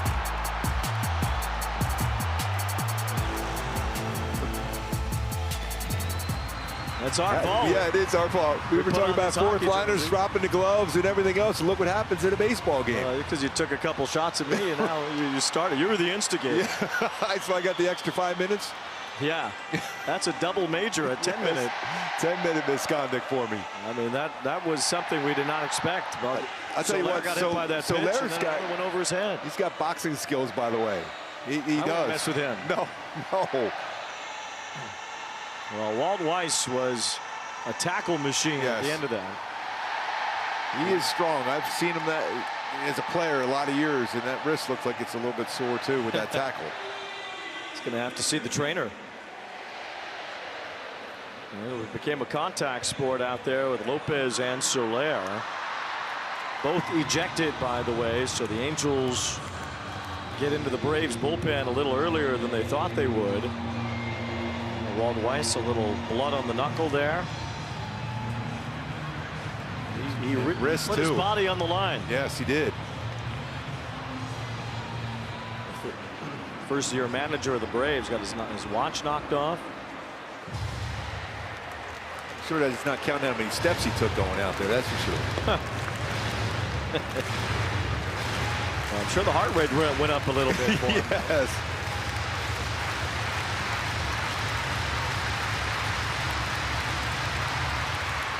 So the Braves' new pitcher is Tyler Kinley. He will finish this at bat with Soler. Candelario is going to hit for him in that spot now, it looks like. And we'll wait to find out if there are any sort of punishments handed down by Major League Baseball. As far as any fines or suspensions, you figure there'd be something along the lines for both. I mean, when you go back to this, you saw with Contreras yesterday, and then Mike Trout not real happy about what was happening against Seattle. So, I mean, we're not in the dog days of August. This is just the very beginning of April.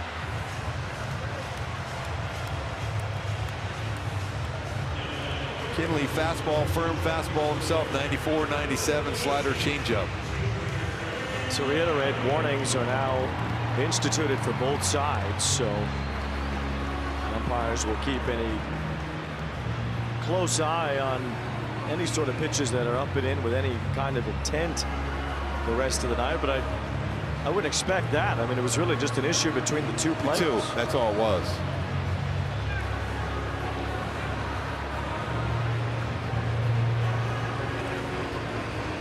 This all happened to Ronaldo Lopez. 1 out before he could qualify for a win, too.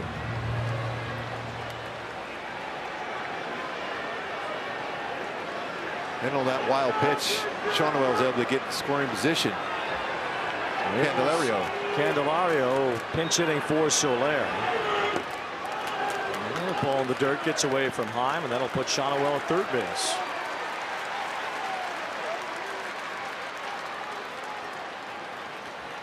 Important now is sometimes when a pitcher throws one in the dirt like that, now you have runners at third base, you're more apt not to throw that bite on that breaker ball in the dirt.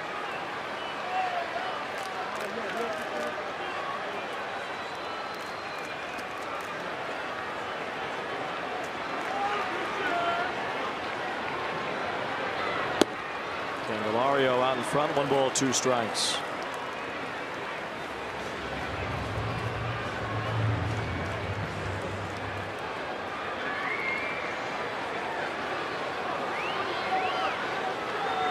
Braves bullpen has been outstanding to start the year. Kinley gets a strikeout at Candelario to end the 5th.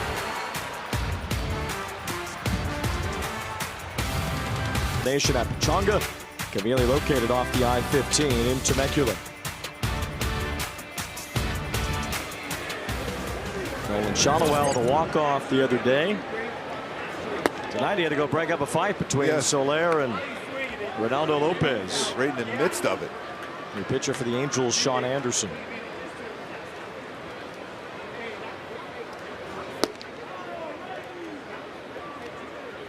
A lot of baseball left in this game, too.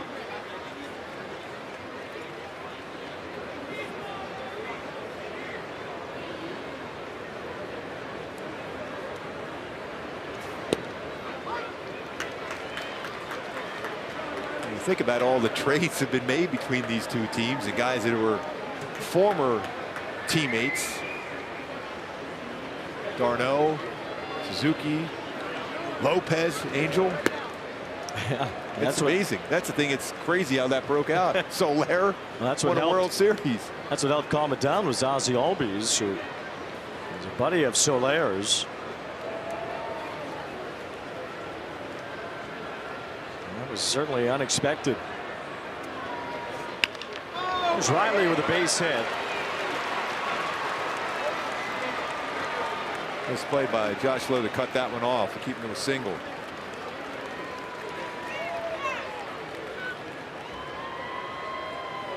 And ultimately, it cost Lopez a win. If the Braves do hang on here, Lopez would not be the pitcher of record. Got knocked out TKO after 4 2/3 innings.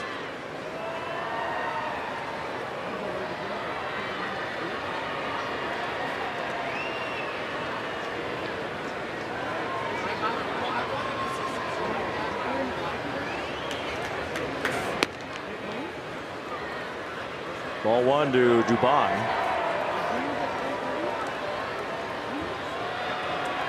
Two hits now for Riley tonight. He scored in the 4th inning when Atlanta put up 3 to take the lead. Dubon had a double in that inning as well.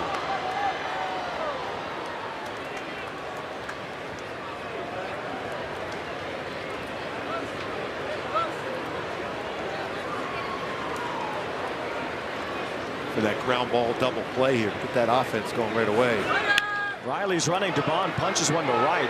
Okay, the old-fashioned double play here. Well, firing it in, but Riley got back quick enough. He picked that up pretty good, Riley.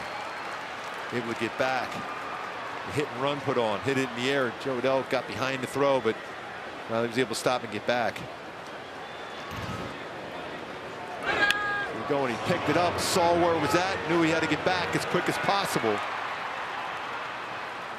Joe did everything right, but just good base running there by Riley to be able to track that right away, look back where it was hit.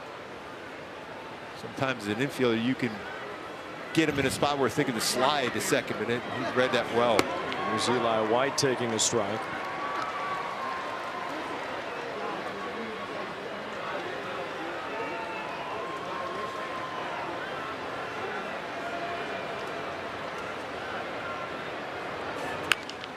Fly ball left center. Josh Lowe at a good jump, races back and gets there to make the catch.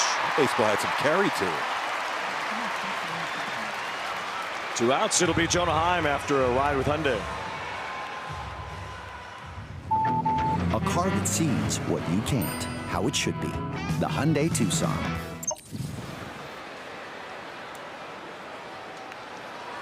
Heim had an RBI single, batting right-handed his last time. He hits left-handed here.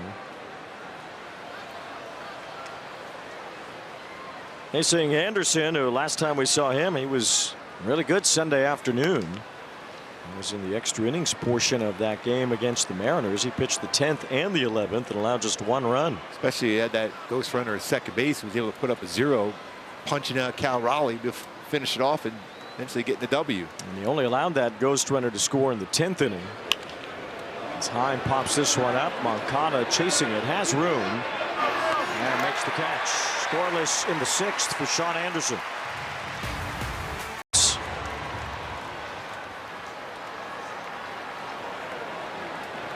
So the Yohan Moncada leading off in the bottom of the 6th inning against Tyler Kinley. Takes strike 1. Moncada's 0 for 2, and it continues to be a slow start for the Angels' third baseman. Just looking for that one swing, maybe even the base hit, a little flare into the outfield to get him going. Just making some contact.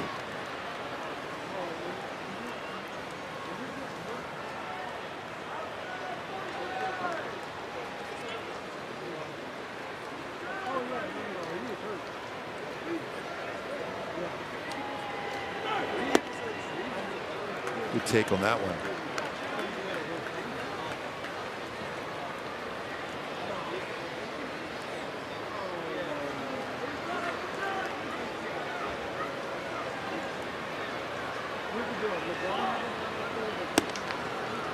He's off the high fastball. 2 balls, 2 strikes.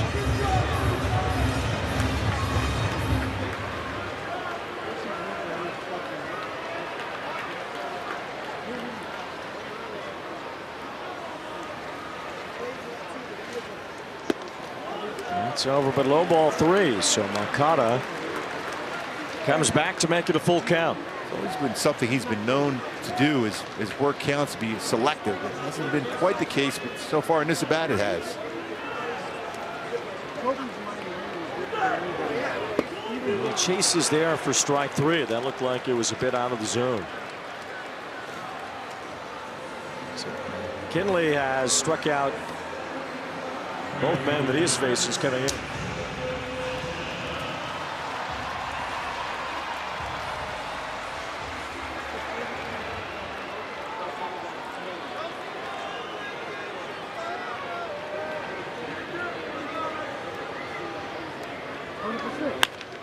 And foul by Dell. That's a bad hit. Rocket. Short. Damn, made a good throw on that one.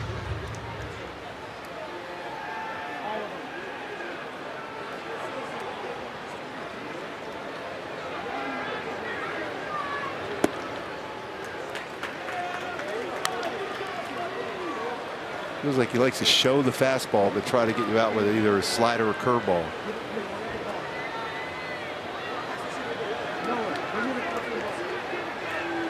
He's got real good spin on his breaking ball. That ball hit to the left field corner deep down the line, but it hooks foul. Dell might have even broken his bat on that. He's checking it now. Right off the end.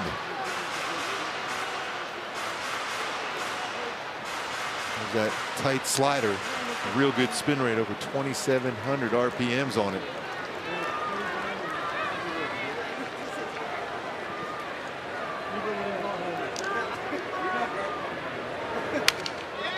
There's another broken bat sound and a grounder up the middle. Albee spikes the throw. It's too late. Last time that ground ball to Mateo, he got down there at over 29 feet per second. He got down there really quick on that one also. Adell running as well as he's hitting and defending. We're checking it. It looks safe, but the Braves are going to review it. Wow, that's so close. That one angle looked like they might have gotten him, but Atlanta is challenging the safe call at first base. It's very close. yes. It's one of those ones that could end up being a call stand. So close. Slowing it down as much as we can. And does the heel get there before the toe gets on the bag too? so you could tell when he stomps onto the bag, but you can't really tell the first moment that he touches it. It's a big part of the game too.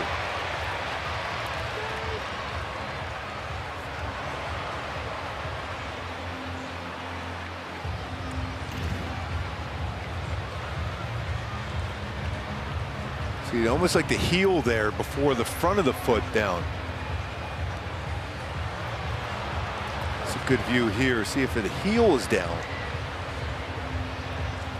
See, that's so close.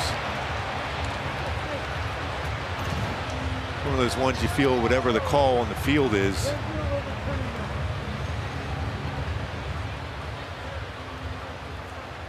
After review, the call on the field stands. The runner is safe. Atlanta loses the challenge. Second hit for Joe Adell tonight. Once again, motoring down the line. As Walt Weiss comes back out. Walt Weiss put his black belt in Taekwondo to good use earlier. He has studied and trained mixed martial arts since his playing days ended, and he needed every bit of it to tackle Jorge Soler. Right now, just a routine pitching change.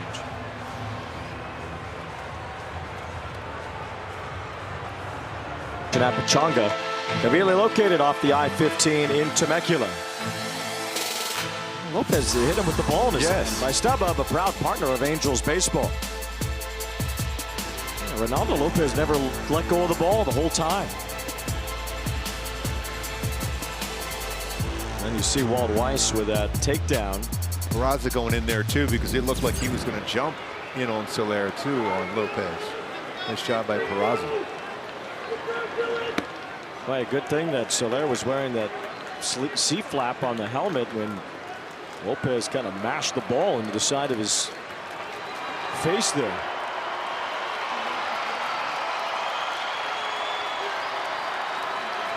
And here's Josh Lowe squibbing one foul.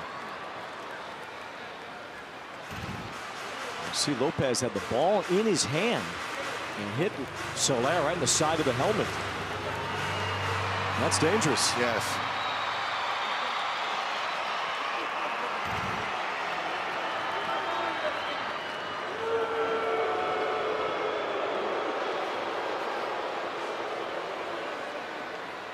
Those moments right now you love to see Josh Lowe just get a good swing and drive one.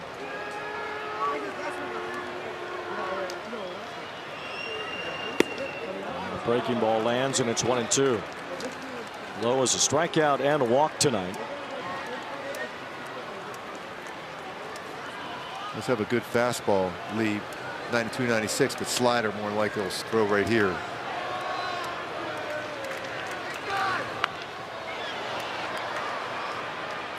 Dylan Lee has been a member of the Braves for a while now.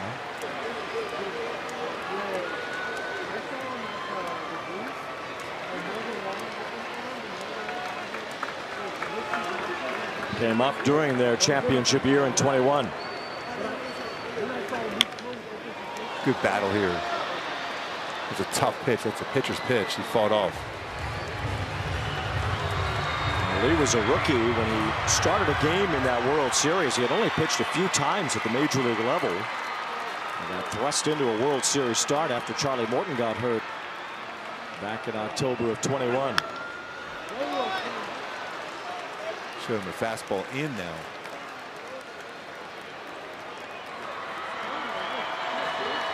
He's got some room in that left side of the infield if he gets that slider.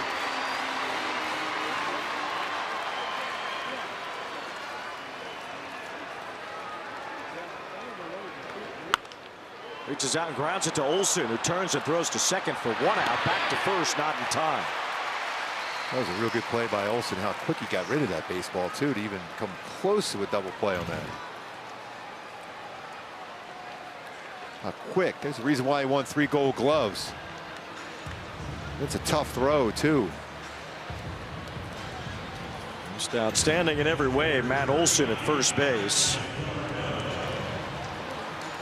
How low is the runner there with 2 outs, and here's d'Arnaud.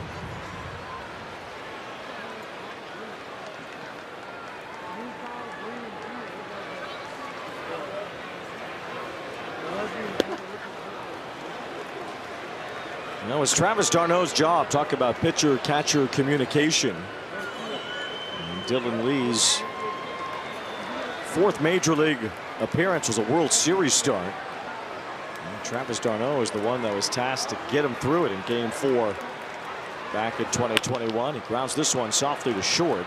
Mateo juggled it, but he'll still have time to throw to first. Past Olsen. Lowe goes to third, but Olsen's going to gun him down. You can see Lowe take off. And 2 great throws in that inning by Matt Olsen. Olsen had him by plenty at third.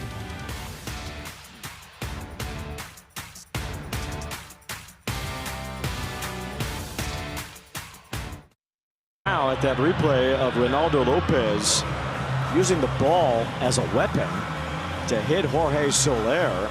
I would imagine Major League Baseball would take that into account when they revisit this suspensions that will come for both men. I mean, you have to now look at that through a different lens with Lopez using the baseball to try to hit Soler face to face. I mean, that is unbelievable.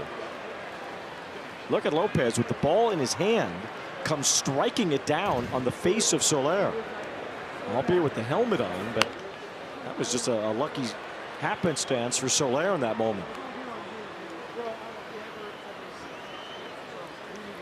This is Mike Yastrzemski batting for Mateo.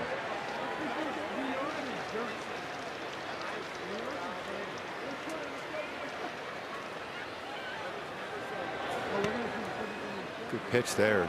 Tried the backdoor slider. Go back to last night. Yastrzemski had the best at bats against Soriano.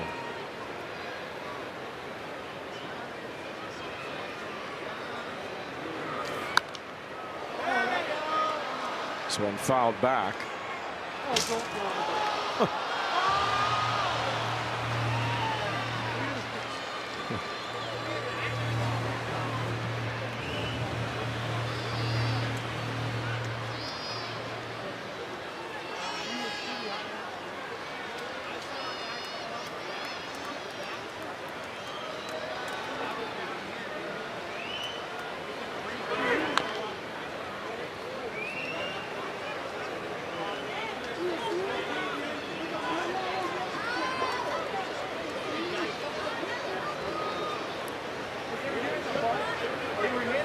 Well, 1-2 on Mike Yastrzemski, grandson of the Hall of Famer Carl Yastrzemski.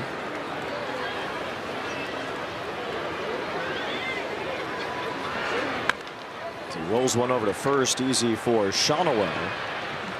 It's 1 out here in the 7th. Ronald Acuna will bat after we hear from Jack in the Box.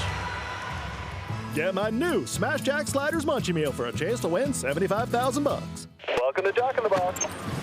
If you're a young baseball fan, you study all the Hall of Famers, you need to learn the name Yastrzemski. Yes. You need to learn how to spell it. It's not an easy one to spell. But if you heard it the other day, it was a great story told by the Braves radio announcer Ben Ingram on how Mike Yastrzemski learned how to spell his own name.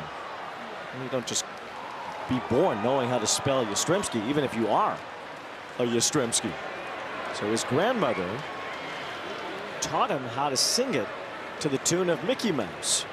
Now Mickey spells his name in the song. So she spelled out the Yastrzemski name while singing that Mickey Mouse tune and made it nice and easy for Mike to learn how to spell Yastrzemski. I can relate to that. Strike to Acuna. It's 0-2.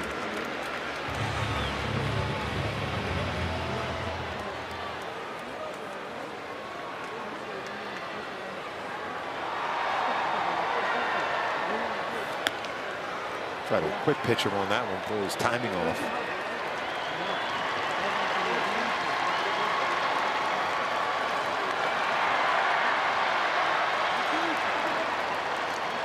On ball, 2 strikes. Acuna fouls one off. It's a massive crowd here tonight. Got the wave going here. A little bit of everything here tonight. I mean, it's, if you did come out for the bobblehead, you got a lot more than that.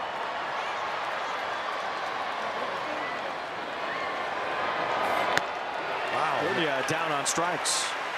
Sean Anderson hasn't had a lot of time in the major league level, but he's had some pretty impressive strikeouts. We go to Shohei Ohtani, Cal Raleigh, now Ronald Acuna Jr. Some MVP punch-outs for Anderson. Anderson's 31. He was drafted a decade ago by the Red Sox out of the University of Florida. He actually played with Pete Alonso and Harrison Bader there.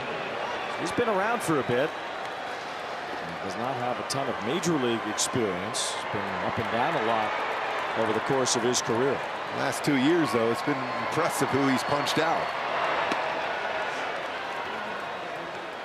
And the official attendance is in, and it's over 40,000 tonight. 40,450. Tuesday night, school still in session. Swing and a miss by Baldwin. He has such good arm action on this changeup. Tough to stay back as a hitter, especially this really tough, good young hitter in Baldwin. Got to stay away against him. Struck him out again. So Sean Anderson back-to-back strikeouts against the top of the Atlanta order in a 1-2-3-7.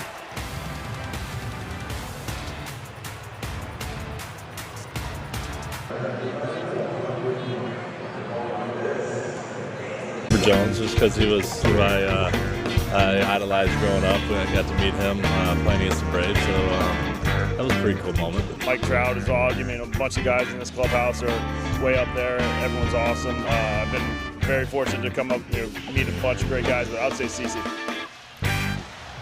I'm glad he included you in that. Yeah, well, of course. Who was be your all-time fave that you met? I did meet my favorite player, Ryan Sandberg, when I was younger. I was 14. I met Sandberg, and then I got to interview him when he was a manager in the minor leagues. So I met Joe DiMaggio too, which was pretty cool when I was a kid. Yeah, I was lucky to do that too. I always think I got to meet Ernie Banks. Got to have some lunch a number of times with Pete Rose and Lou Brock, but I still have to go with my boy Cakes, Jim Palmer. That's my guy, and I got a chance. He was my favorite player growing up, and get a chance to talk with him over the years, and still talk to him all the time. So I guess go with Jim Palmer. We've had some cool ones in the booth. Reggie Jackson was up here with us. As Robert Suarez is on the mound for Atlanta. What do you got, Erica? Who's your all-time favorite? I mean, isn't the answer you? That it's a layup. It's got to be Gooby, right? On Gooby Tuesday? Yeah, I just like when Wayne asked you that about being included. You said, of course, because we all feel that way. It's you. No, honestly, like probably Mike Trout. I mean, we can't take for granted that we get to talk to him every single day. That's pretty cool. Yeah, I mean, that's the thing. And I still remember some of the guys when they come over and they're put on the Angel uniform, just to be able to say, Josh Lowe said the same thing. I'm going to play in the outfield next to Mike Trout. Adam Frazier pinch hitting for Peraza, fouls one off. Robert Suarez on the mound for the Braves. Suarez had been the closer for the Padres really until Mason Miller took that job, but a very effective reliever in San Diego, and he got a pretty healthy contract to come to Atlanta, ultimately to be a setup man for Raisel Iglesias, even though he led the National League in saves last year. Got a lot of power arms down there, bullpen. All 3 to Frazier. We also have a great contact hitter at the plate here. Suarez had 40 saves last year and 36 the year before. Eagles have had a little success against him. He could be wild. Frazier stays alive. By the way, it's perfect having a guy named Frazier in a game tonight, isn't it? Well, it just has to happen. Nobody went down via the punch, but Walt Weiss does have a tackle in his box score tonight. 3-2. That's great at bat. Oh, they're going to challenge that one. Now again, the leverage challenge. Catcher challenging the previous pitch. He's going to lose that one. This is a good time to use it if you think it's close, but as we'll find out, powered by T-Mobile, it's ball 4. The call is confirmed. Atlantic's out of challenges.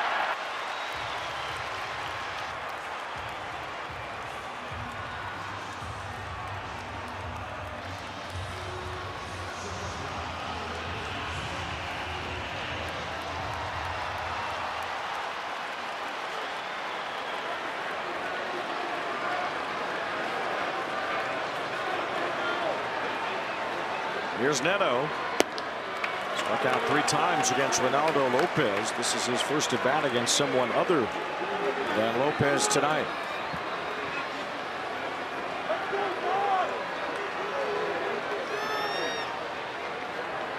He had a tough one against, he was down in San Diego. He had 4 walks in a game against the Halos. Ball 2 to Neto. Some of those control problems you mentioned. And Robert Suarez, when he's walked the first hitter, now behind Zach Neto, 2-0.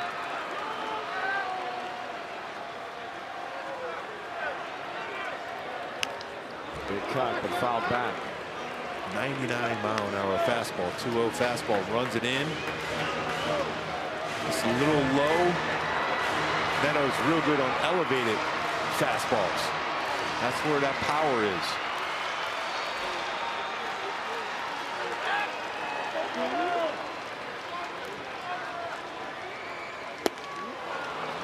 Neto swinging through that fastball that seemed to be below the zone. 2-2.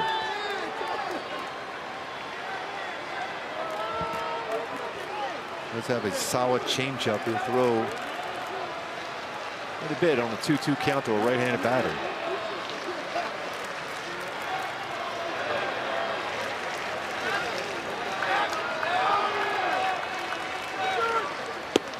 That's right there, strike 3. So a rare 4 strikeout game for Neto. Goes down looking here. Boy, he just froze him on this fastball. Perfect spot at 99. The pitcher's pitch.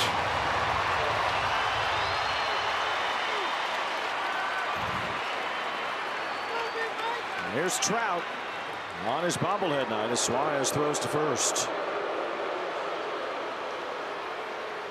Frazier's still good speed. You just want to give Trout a chance to tie it up.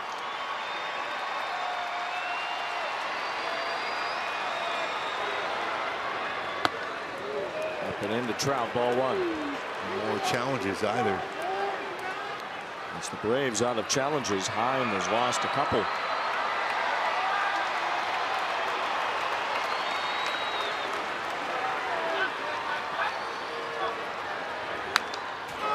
Good hack at that one there for Trout. At 99-mile-an-hour fastball. Close to the heart of the plate. It's that power you would have to right center.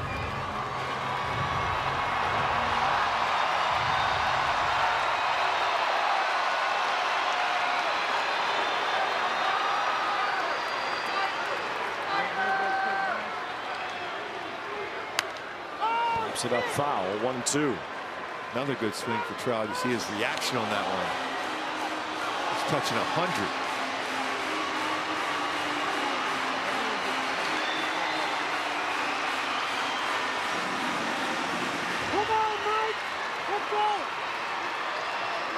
Over 40,000. A lot of them here just for Mike Trout on his bobblehead night.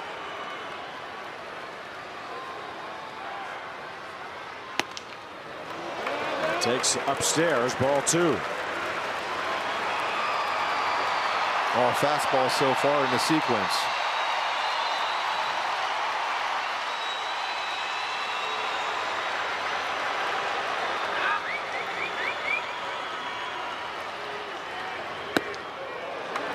Back in, ball 3. Suarez bringing it 99 and 100 throughout this at bat.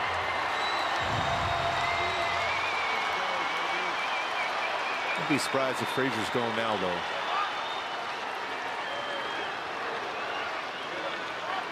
Tying run at the plate. Frazier is running, and Trout lifts a fly ball to right. Frazier has to head back as Acuna makes the catch. 2 outs.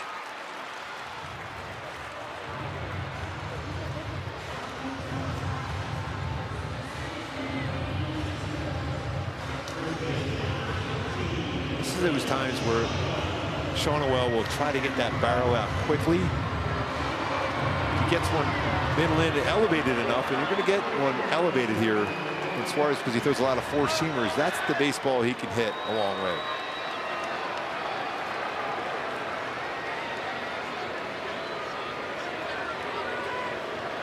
Sean O'Well's a double tonight, takes ball 1.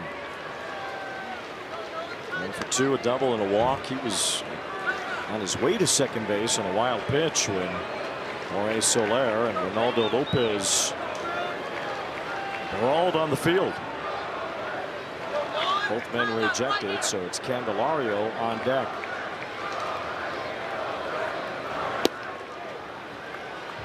Two 2-0 on Sean O'Well.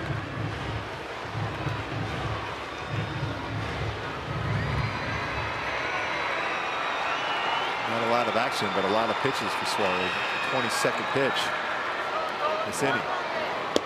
Walked Frazier on a long at bat, and after that strike is called, Sean O'Well wants it reviewed. It's going to touch probably the lower part of the strike zone. It's a true all the way to the plate, I think. Angels challenge powered by T-Mobile. Los Angeles has 1 challenge remaining. Disappointed that that call was confirmed. The Angels are down to their last challenge.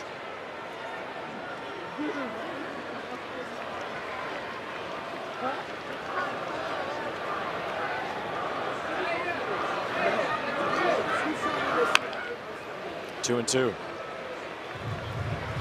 I think as an Angels batter won it. Well, Soler won 1. Trout has won a couple. Outside of Trout, Trout's won 3. And Soler has 1. I don't think anybody else has even won a challenge offensively for the Angels outside of that. I'm going to change up there. It surprised me if he threw another change up.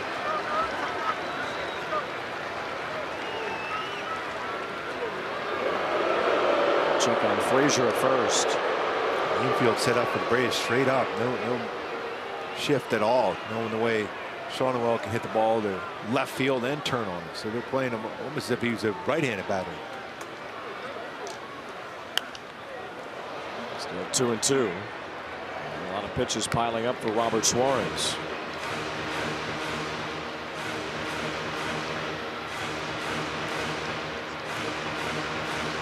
Not easy to pull one, but if he did hit one down in the corner, it'd be a good chance to be able to score Frazier all the way from first.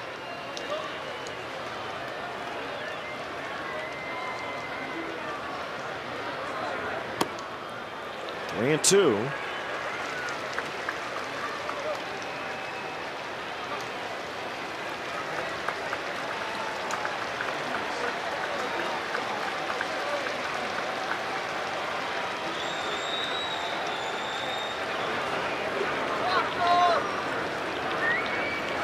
Swing and a miss. Suarez gets the fastball by Sean O'Well.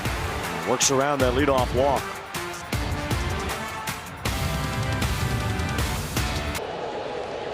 With the ball in his hand, which again, I think Major League Baseball really has to take an extra look. That's beyond a normal baseball fight when you're using the baseball as a weapon.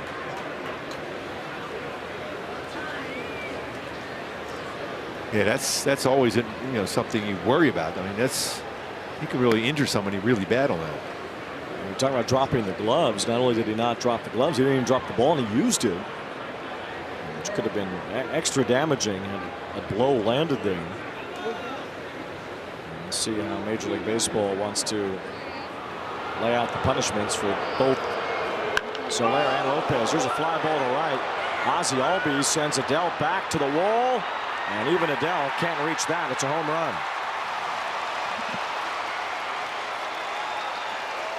So Albies goes deep. His third homer makes it 5-2 Atlanta. A lot of power from both sides of the plate.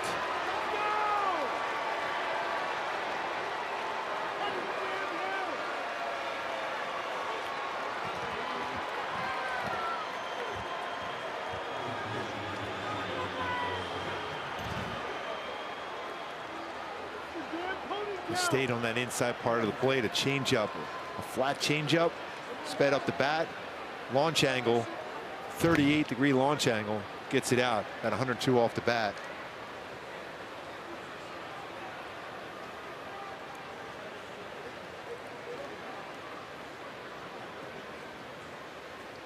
And all the talk about Albies right-handed, it's a home run from the left side that gives the Braves an insurance run here in the 8th inning.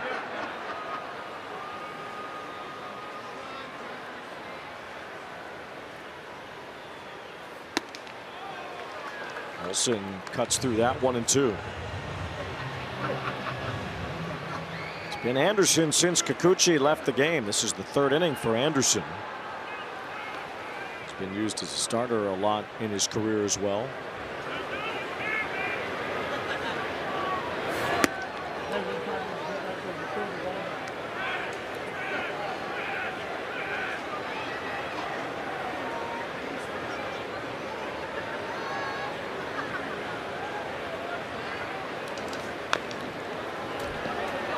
Good pitch after that fastball in and drop that changeup.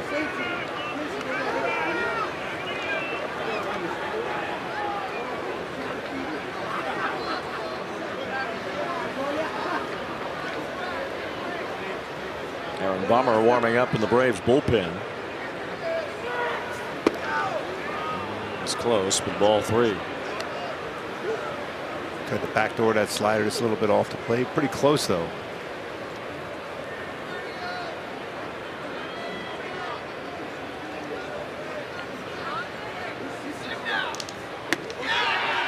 Anderson adds another strikeout to his ledger. This time it's Matt Olson. Went back to another backdoor slider.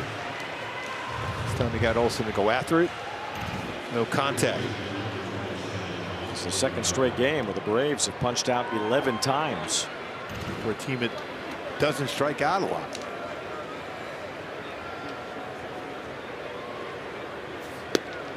There's another whiff. Riley on the fastball. Riley's had a solid game for the Braves tonight. 2 singles, an RBI, and a run scored for Riley. He had 3 straight 30 homer years before he got hit by a pitch here at Angel Stadium a couple of years ago, which derailed his 2024 season. He had injuries last year as well. Sports hernia last year that put him down for a lot of the second half.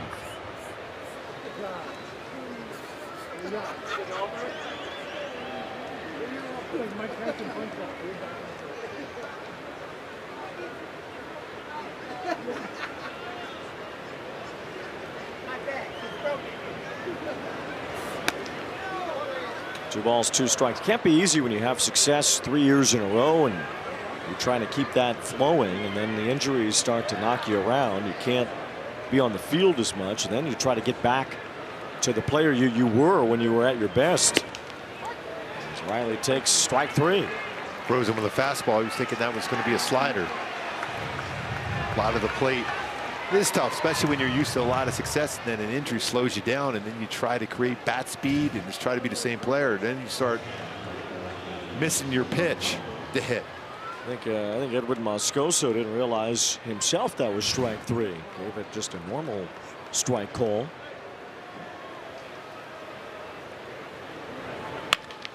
There's a grounder up the middle. Neto can't reach it.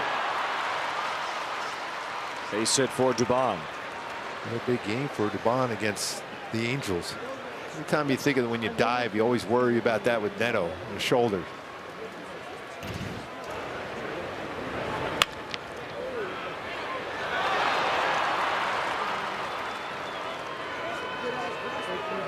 Just the way he jars that shoulder. He was wincing certainly as he came around.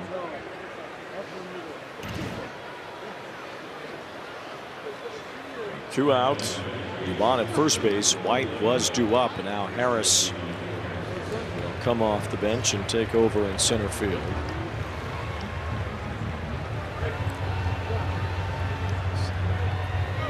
Braves will send Harris up. The Angels will discuss that, and we will take a moment for Kia.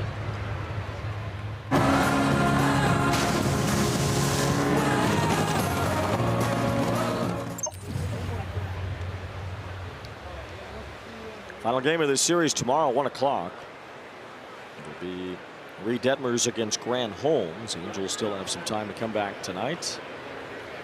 At the very least, they'll still have a chance for a series win, either with a comeback in this one or with tomorrow's day game.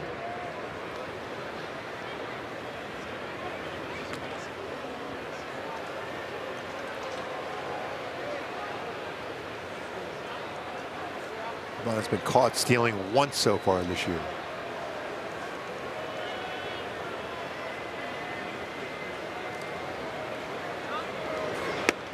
That's a strike to Harris. This has been kind of up and down with his offense during his time in the major leagues. He's been questioning his defense in center field. He is an amazing outfielder. Rookie of the Year himself, winning that award in 2022.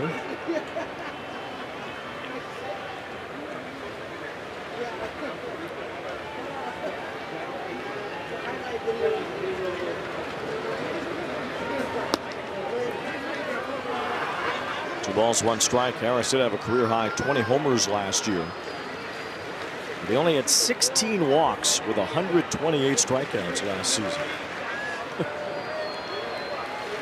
Aggressive swinger.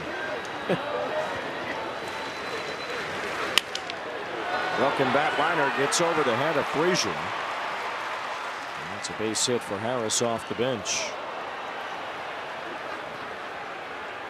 This Braves team has always had a lot of local kids on their team too. They sure have. Jeff Rancour was a big star for them and then ended up in the booth. Dansby Swanson from Atlanta when he was a #1 draft pick, although not their draft pick. He was traded over from Arizona. Harris and Olsen on this current team.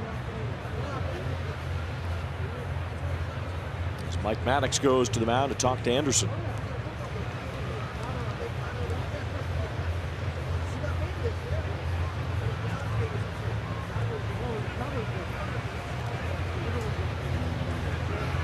What are some of the, back in the 80s, you guys fought all the time.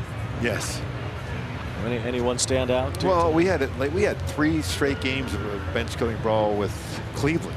3. Yeah, and the crazy thing is we're playing golf with those guys early in the day, and for whatever reason they always end up being some pretty good ones. I remember Willie Wilson one time. Ken Schramm he hit him early in the game, and then he had a fly out. He round at first base, and Ken Schramm was waiting for the throw from third baseman. He just tackled him from behind, and that lasted a long time. And it's never fun, by the way, being on the bottom of a pile too. You're trying to find a way to breathe. Wow. 2 outs with Jonah Heim. Were you the peacemaker, or did you throw a few? No, I couldn't breathe underneath there. I remember trying to find any way out of that bottom of the pile, whether I was going to bite somebody or whatever it was going to take. Do you even know who you bit? That was one of my teammates. Unfortunately. Ball 2 to Jonah Heim. Which teammate, Gus? Oh, no, I'm not going to say that. I don't remember. Yeah. Because he was still saying, I can't believe someone did that. And I'm like, yeah, I know.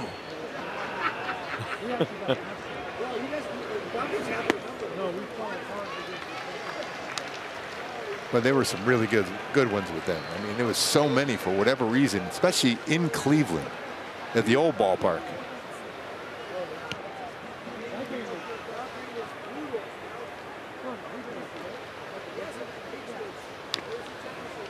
And Cleveland had an outfield at one point of Glenn Allen Hill, Mark Whitten, and Albert Bell. Wow. And that wasn't a lot of fun.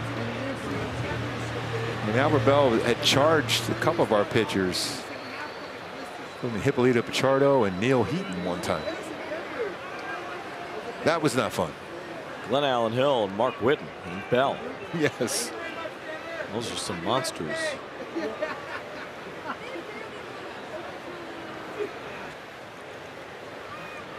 Hippolyto Pichardo. You don't hear that name much anymore.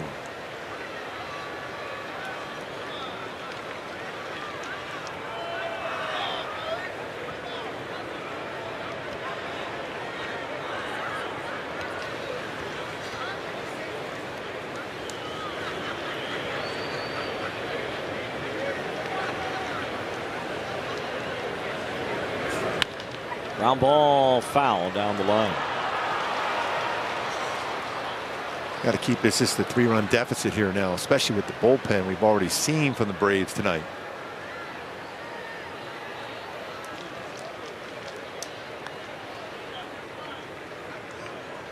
The 52nd pitch thrown by Sean Anderson tonight.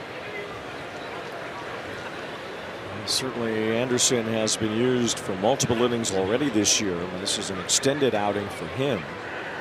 He's got to run that change up and try to keep it off the plate down and be ready over there for your Moncada. 2-2. Line takes ball 3. Don't forget that Mitch Ferris was added back to the roster. We saw him make his major league debut last year.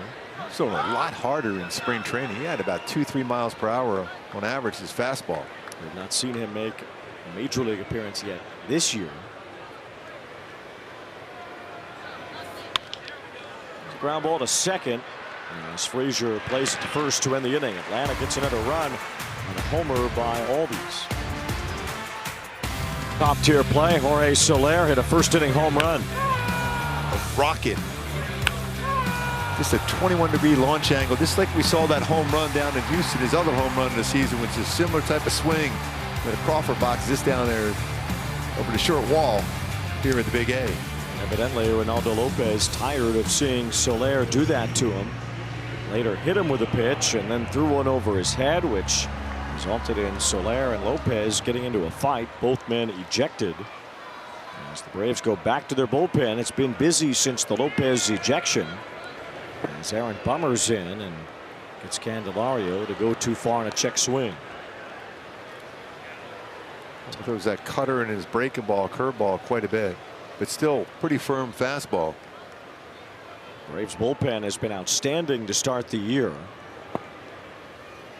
And tonight, 2/3 of an inning from Kinley, 2/3 from Dylan Lee. Suarez with a scoreless 7th, and now it's Bummer. And Raisel Iglesias was given up 1 run since last June. Undoubtedly readying for the 9th inning. That hit Candelario.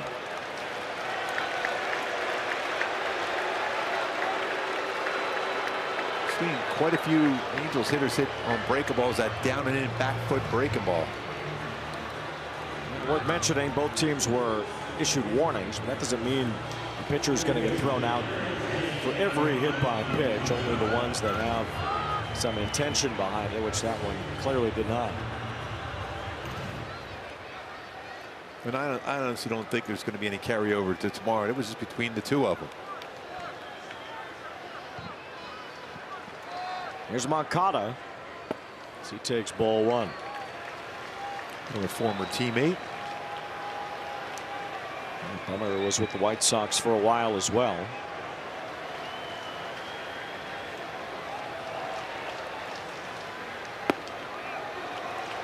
Two balls, no strikes. Braves are out of challenges as well.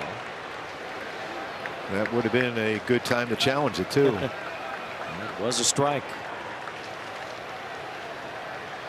Looking for those base runners that bring that tying run to the plate. That would be Joe Adell. Bummer was on the White Sox for several years. 6.79 ERA his last season there. He's been good with Atlanta. It's a strike at the knees. The Angels do have a challenge left.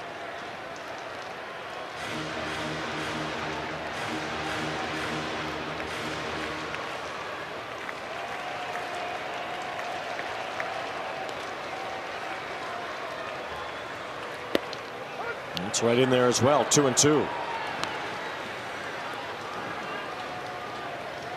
Through a cutter, a low cutter. He started off the outside part of the plate, brought it in and got the lower part of the strike zone.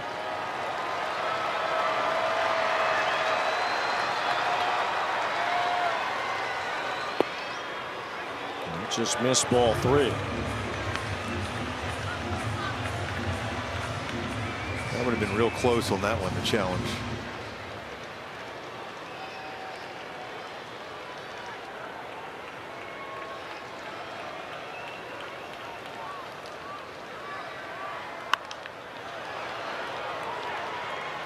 Angels trying to fight back, so to speak, here in the bottom of the 8th.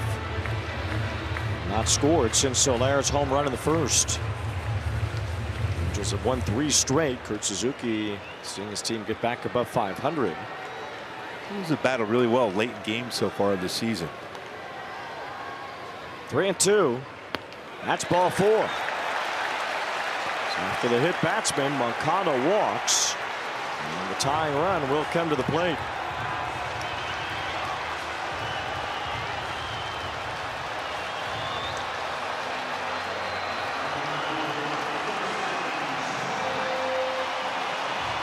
This crowd swells. A big bopper coming up. Looks like Logan O'Hoppy's grabbed the bat. He's on deck himself.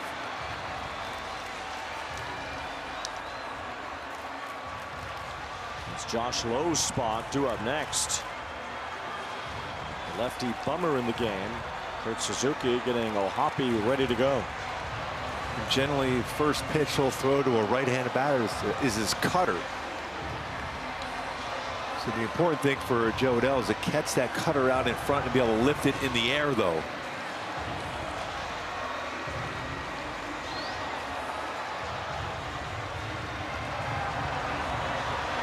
Been pretty solid so far with runners in scoring position. Joe Adell, 2 hits in the game.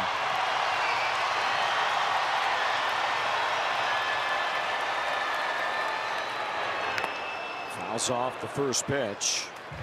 Adell hit his first home run of the year yesterday. That was his spot too, Wayne. That's his power spot.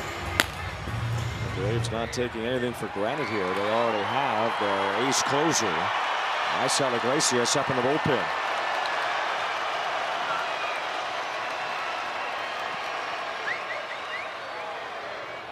Ball 1.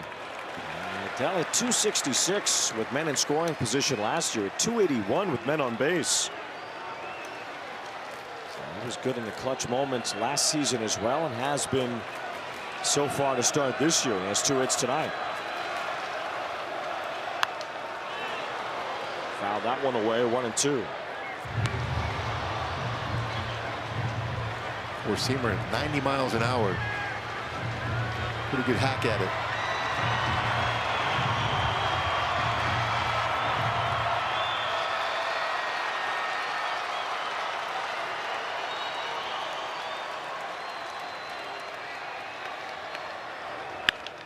Yanks this one foul past third. Still 1 ball, 2 strikes. Adell, then O'Hoppy looks like will bat for Lowe. And Travis d'Arnaud due up, who's crushed lefties. Let's see how much longer Walt Weiss even sticks with the lefty. As Iglesias gets ready, and Bummer will have faced 3 batters once he gets done with Adell. I think if there's a good chance that Iglesias is going to face O'Hoppy. I mean, he's getting hot down there in the bullpen. The Angels closer.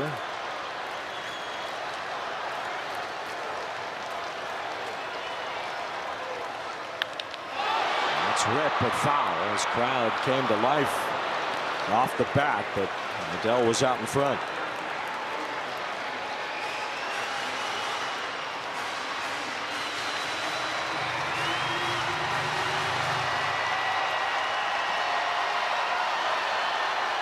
He's only thrown him 1 fastball so far in the sequence. Still 1-2. And that's a fastball fouled off. Good job of fouling that one off too.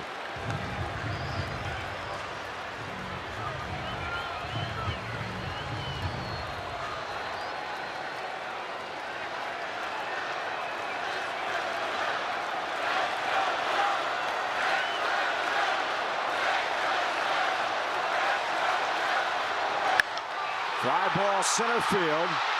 Harris backing up toward right center. Has room to make the catch. That was perfect throw to be able to get in both advance.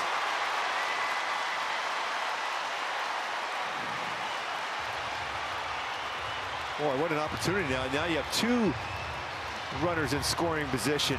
Thought he was just going to throw that right into second base.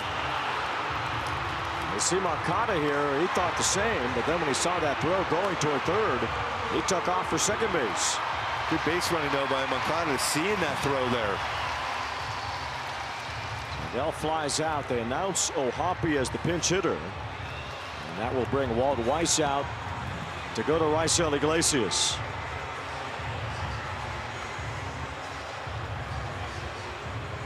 Game. And it's going to have to be a big swing against a guy who has not given up a run in quite some time. Raisel Iglesias so far this year has not allowed a run. Tremendous changeup, too.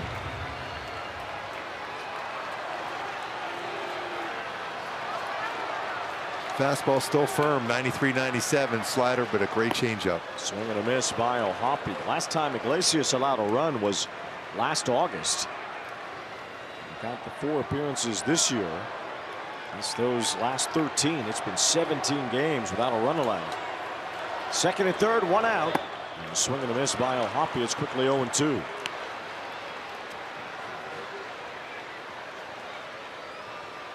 Giving you a run now with 2 strikes, and you love to get both of them home, but now you just got to get that one run across. You got to scratch it, put it in play, playing back at the very least. 3 pitches, 3 strikes, and O'Hoppe is cut down for the second out.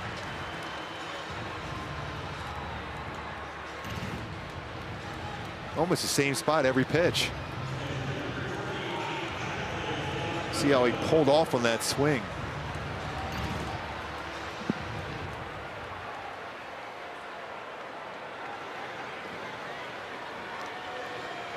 There's d'Arnaud, who takes ball 1. Remember that last fight the Angels had with the Mariners here 4 years ago, how upset Iglesias was doing some of that toward his former teammate Jesse Winker. And ball 1 strike. We saw a couple of former teammates, Soler and Lopez, who were with the Braves together 2 years ago. In a fight here tonight that resulted in both men getting kicked out of this game. Well, give runners, you got to find a way to get them home here. That's right there, and it's 1-2. There's a hit batsman and a walk. They both advanced on a fly out to center. Candelario at third base and Moncada at second, hoping for a chance to get home here in the 8th. Angels down by 3. Base hit, though, could make it a 1-run game. A foul by d'Arnaud.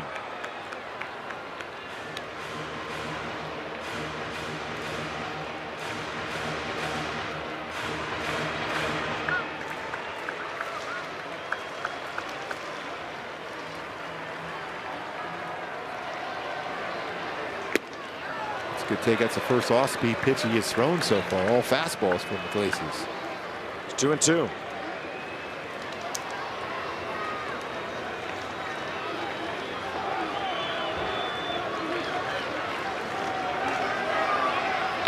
Swung on and missed. Strike 3.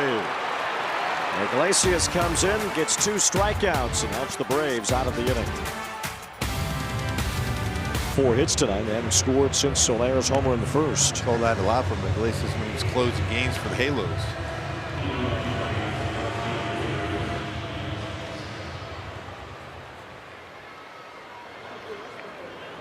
Mike Yastrzemski will lead off the 9th inning. How about Sean Anderson? He has pitched 3 innings here out of the bullpen today. He's allowed just the 1 run on the Albies homer.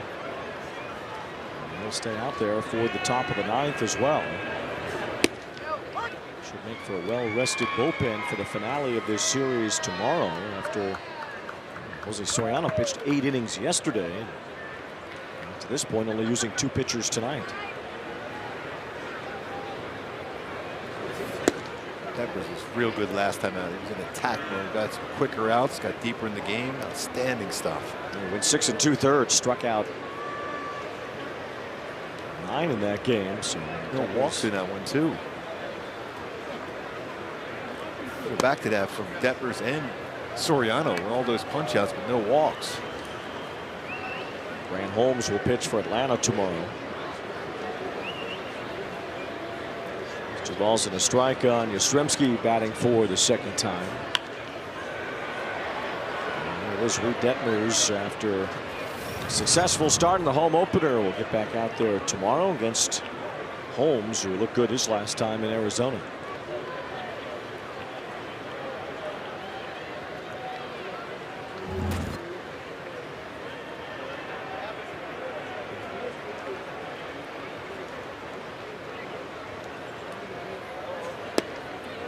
Three and two now on Yastrzemski. That's so important again. Last inning, you brought the tying run to the dish. If you put up a 0, still have that fighting chance in the 9th. It's upstairs, ball 4 off the glove of d'Arnaud.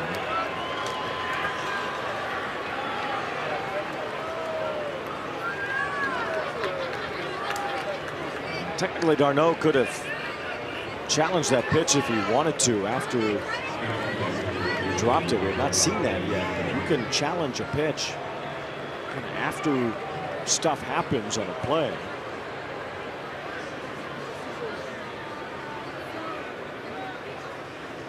So Yastrzemski's on base to start this 9th inning. Now it'll be Acuna. Slow walk, but you have a lefty up down in the bullpen with Acuna at the plate. Makes you feel like that's a signal there might be a change. I mentioned Ferris as a potential option.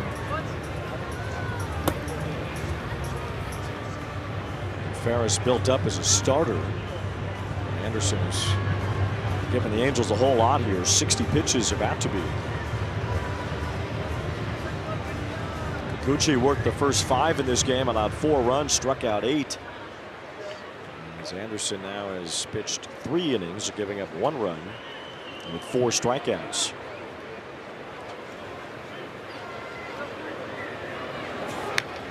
Big cut by Acuna. Finally got his arms extended on that one. 0 for 4 tonight and 0 for 8 so far in this series. Another big hat. 2 strikes though. Probably last batter for Anderson. Reminiscent of last year when Anderson was just left out there at times to go as long as he could.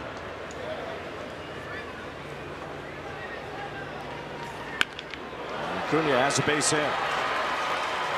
Yastrzemski on his way to 3rd base. So Anderson might be out of gas here.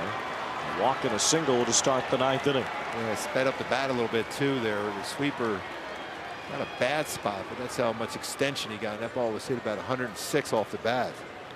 First hit for Acuna in this series. Baldwin due up. See if this is the time to go get Mitch Ferris.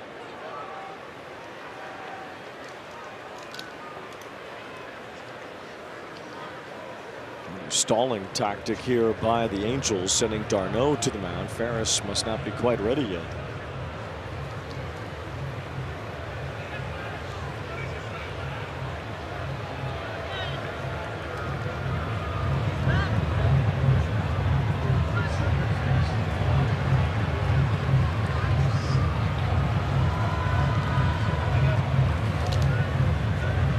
Now Kurt Suzuki makes his way to the mound, and that'll be it for Anderson. Yeoman's work here tonight from the big. Mentioned how he threw in spring training. He was up there 94, 95. You know, he's got that real good changeup and curveball, but his velocity on his fastball really picked up. His debut, remember, in Kansas City, picked up the W. He was really good in that game against the Royals, and we've heard a lot about Ferris putting a little bit more into strength training in the offseason, getting his fastball velocity up. We'll see how he looks in his first big league appearance of this season right now against Drake Baldwin, who was 1 for 4 tonight, a couple of strikeouts. Ball 1 from Ferris. Field in. Trying to cut off that run at the plate. Pitch there on a changeup. Just kind of the bread and butter pitch ultimately for Ferris. Yeah, great arm action on it.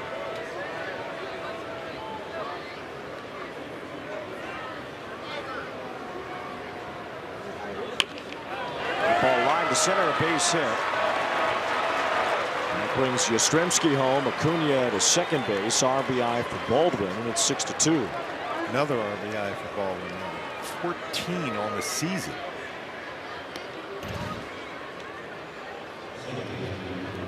Another changeup. Stayed on that one. Hit it back up the middle. A tremendous exit velocity, although we've seen that a lot already in this series for Baldwin. Nice job of hitting, going to that big part of the field on a changeup. Brings up Albies. He takes ball one from Ferris.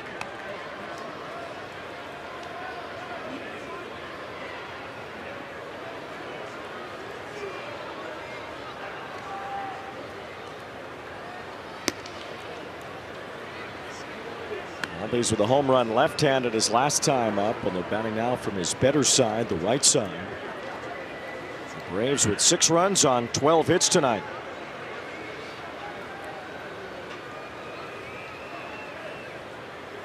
Angels have been quieted down to 2 runs on 4 hits in this game after putting up 6 on Chris Sale yesterday. Certainly had some chances in this game to be able to add on some runs. But it's pretty good pitching. Got him out. It's way upstairs from Ferris. The warnings have been issued, but again, intent is what matters with that. And Albies draws a walk to load the bases.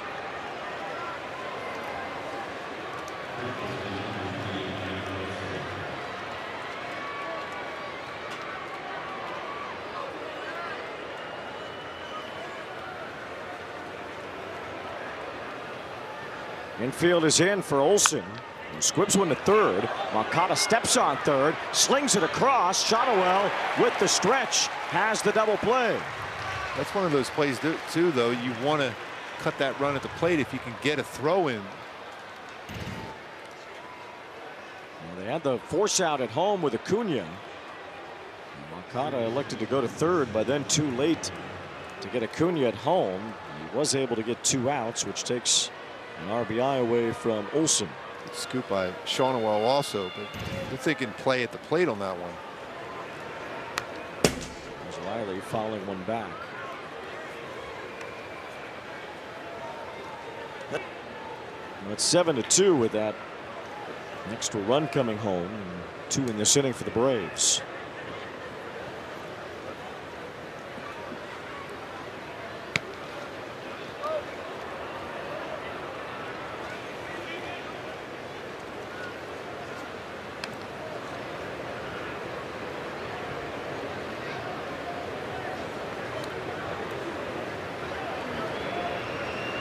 Into a long game here after that fight occurred.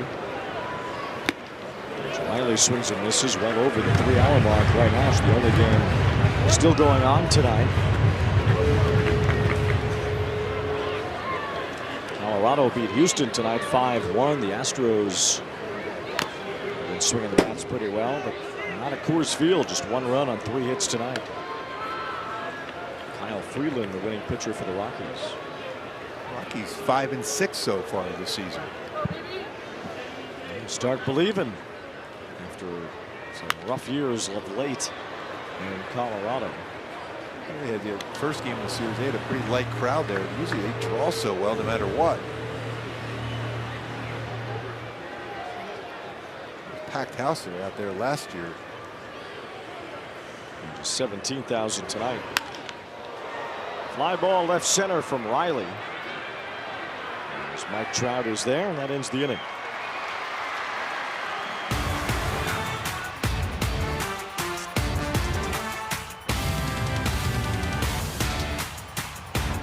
Off the bottom of the 9th, going back to Hyundai Key for the game today. Hit that. Looking for a pitch to hit. Maybe a few other hits earlier in the game also.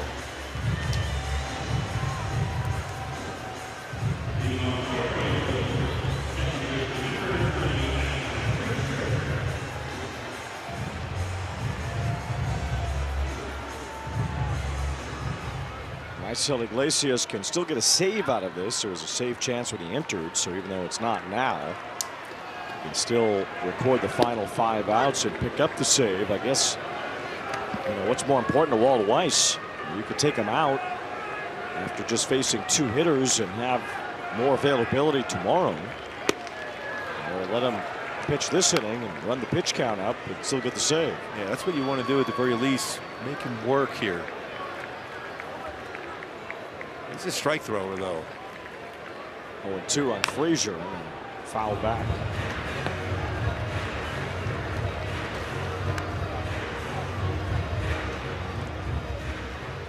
Raisel Iglesias has allowed 1 run in his last 30 appearances, dating back to last July.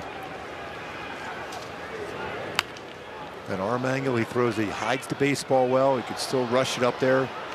Mid upper 90s, great changeup breaking ball. 29 saves last year. Albeit on a Braves team that only won 76 games last season.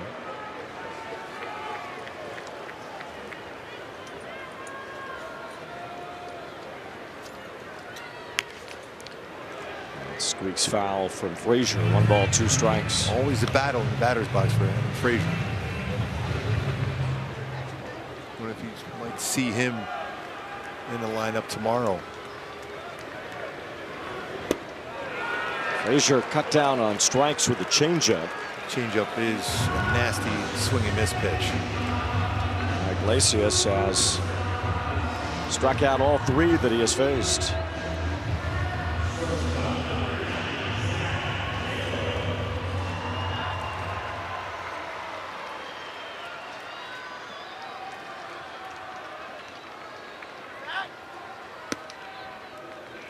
Zach Neto's had a tough time tonight, 0 for 4 with 4 strikeouts. Unusual game for Zach in that regard.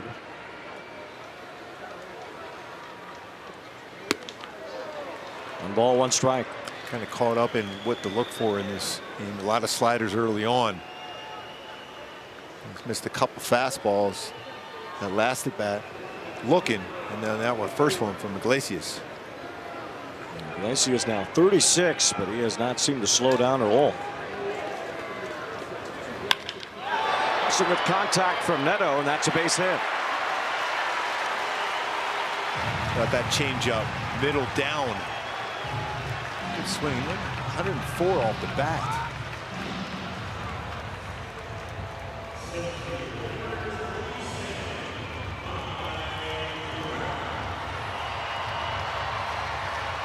One more swing for Trout tonight, who is also 0 for 4. Reached on an error in the first inning. He scored on Jorge Soler's home run.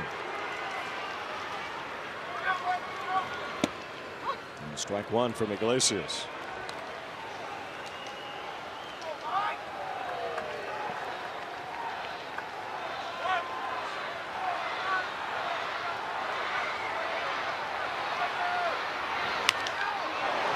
High pop-up, very high from Trout, and it falls in.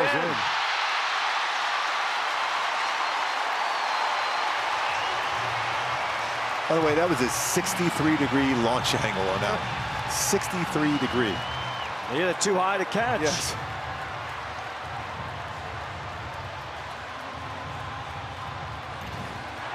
That was up there for an eternity.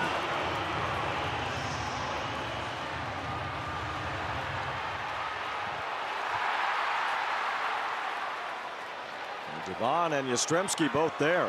Bond's calling for it, and then the last second he moves out of the way. Time called.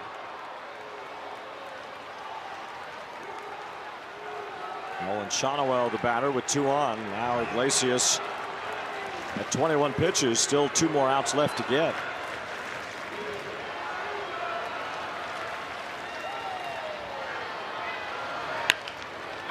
Right back to Iglesias, who fires to second for 1. The Braves get the 2 outs on a double play to win the ball game.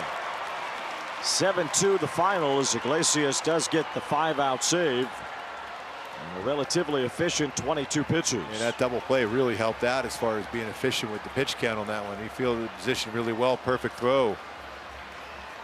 That bullpen, the Toyota player of the game, their bullpen was outstanding. 4 1/3, 0 runs, 7 strikeouts. After Lopez was ejected from the game, the bullpen came in and was outstanding. And the Braves even up the series. The bullpen's definitely been a highlight in the early part of the year. As the Braves win 7-2 tonight, we'll be back to wrap it up.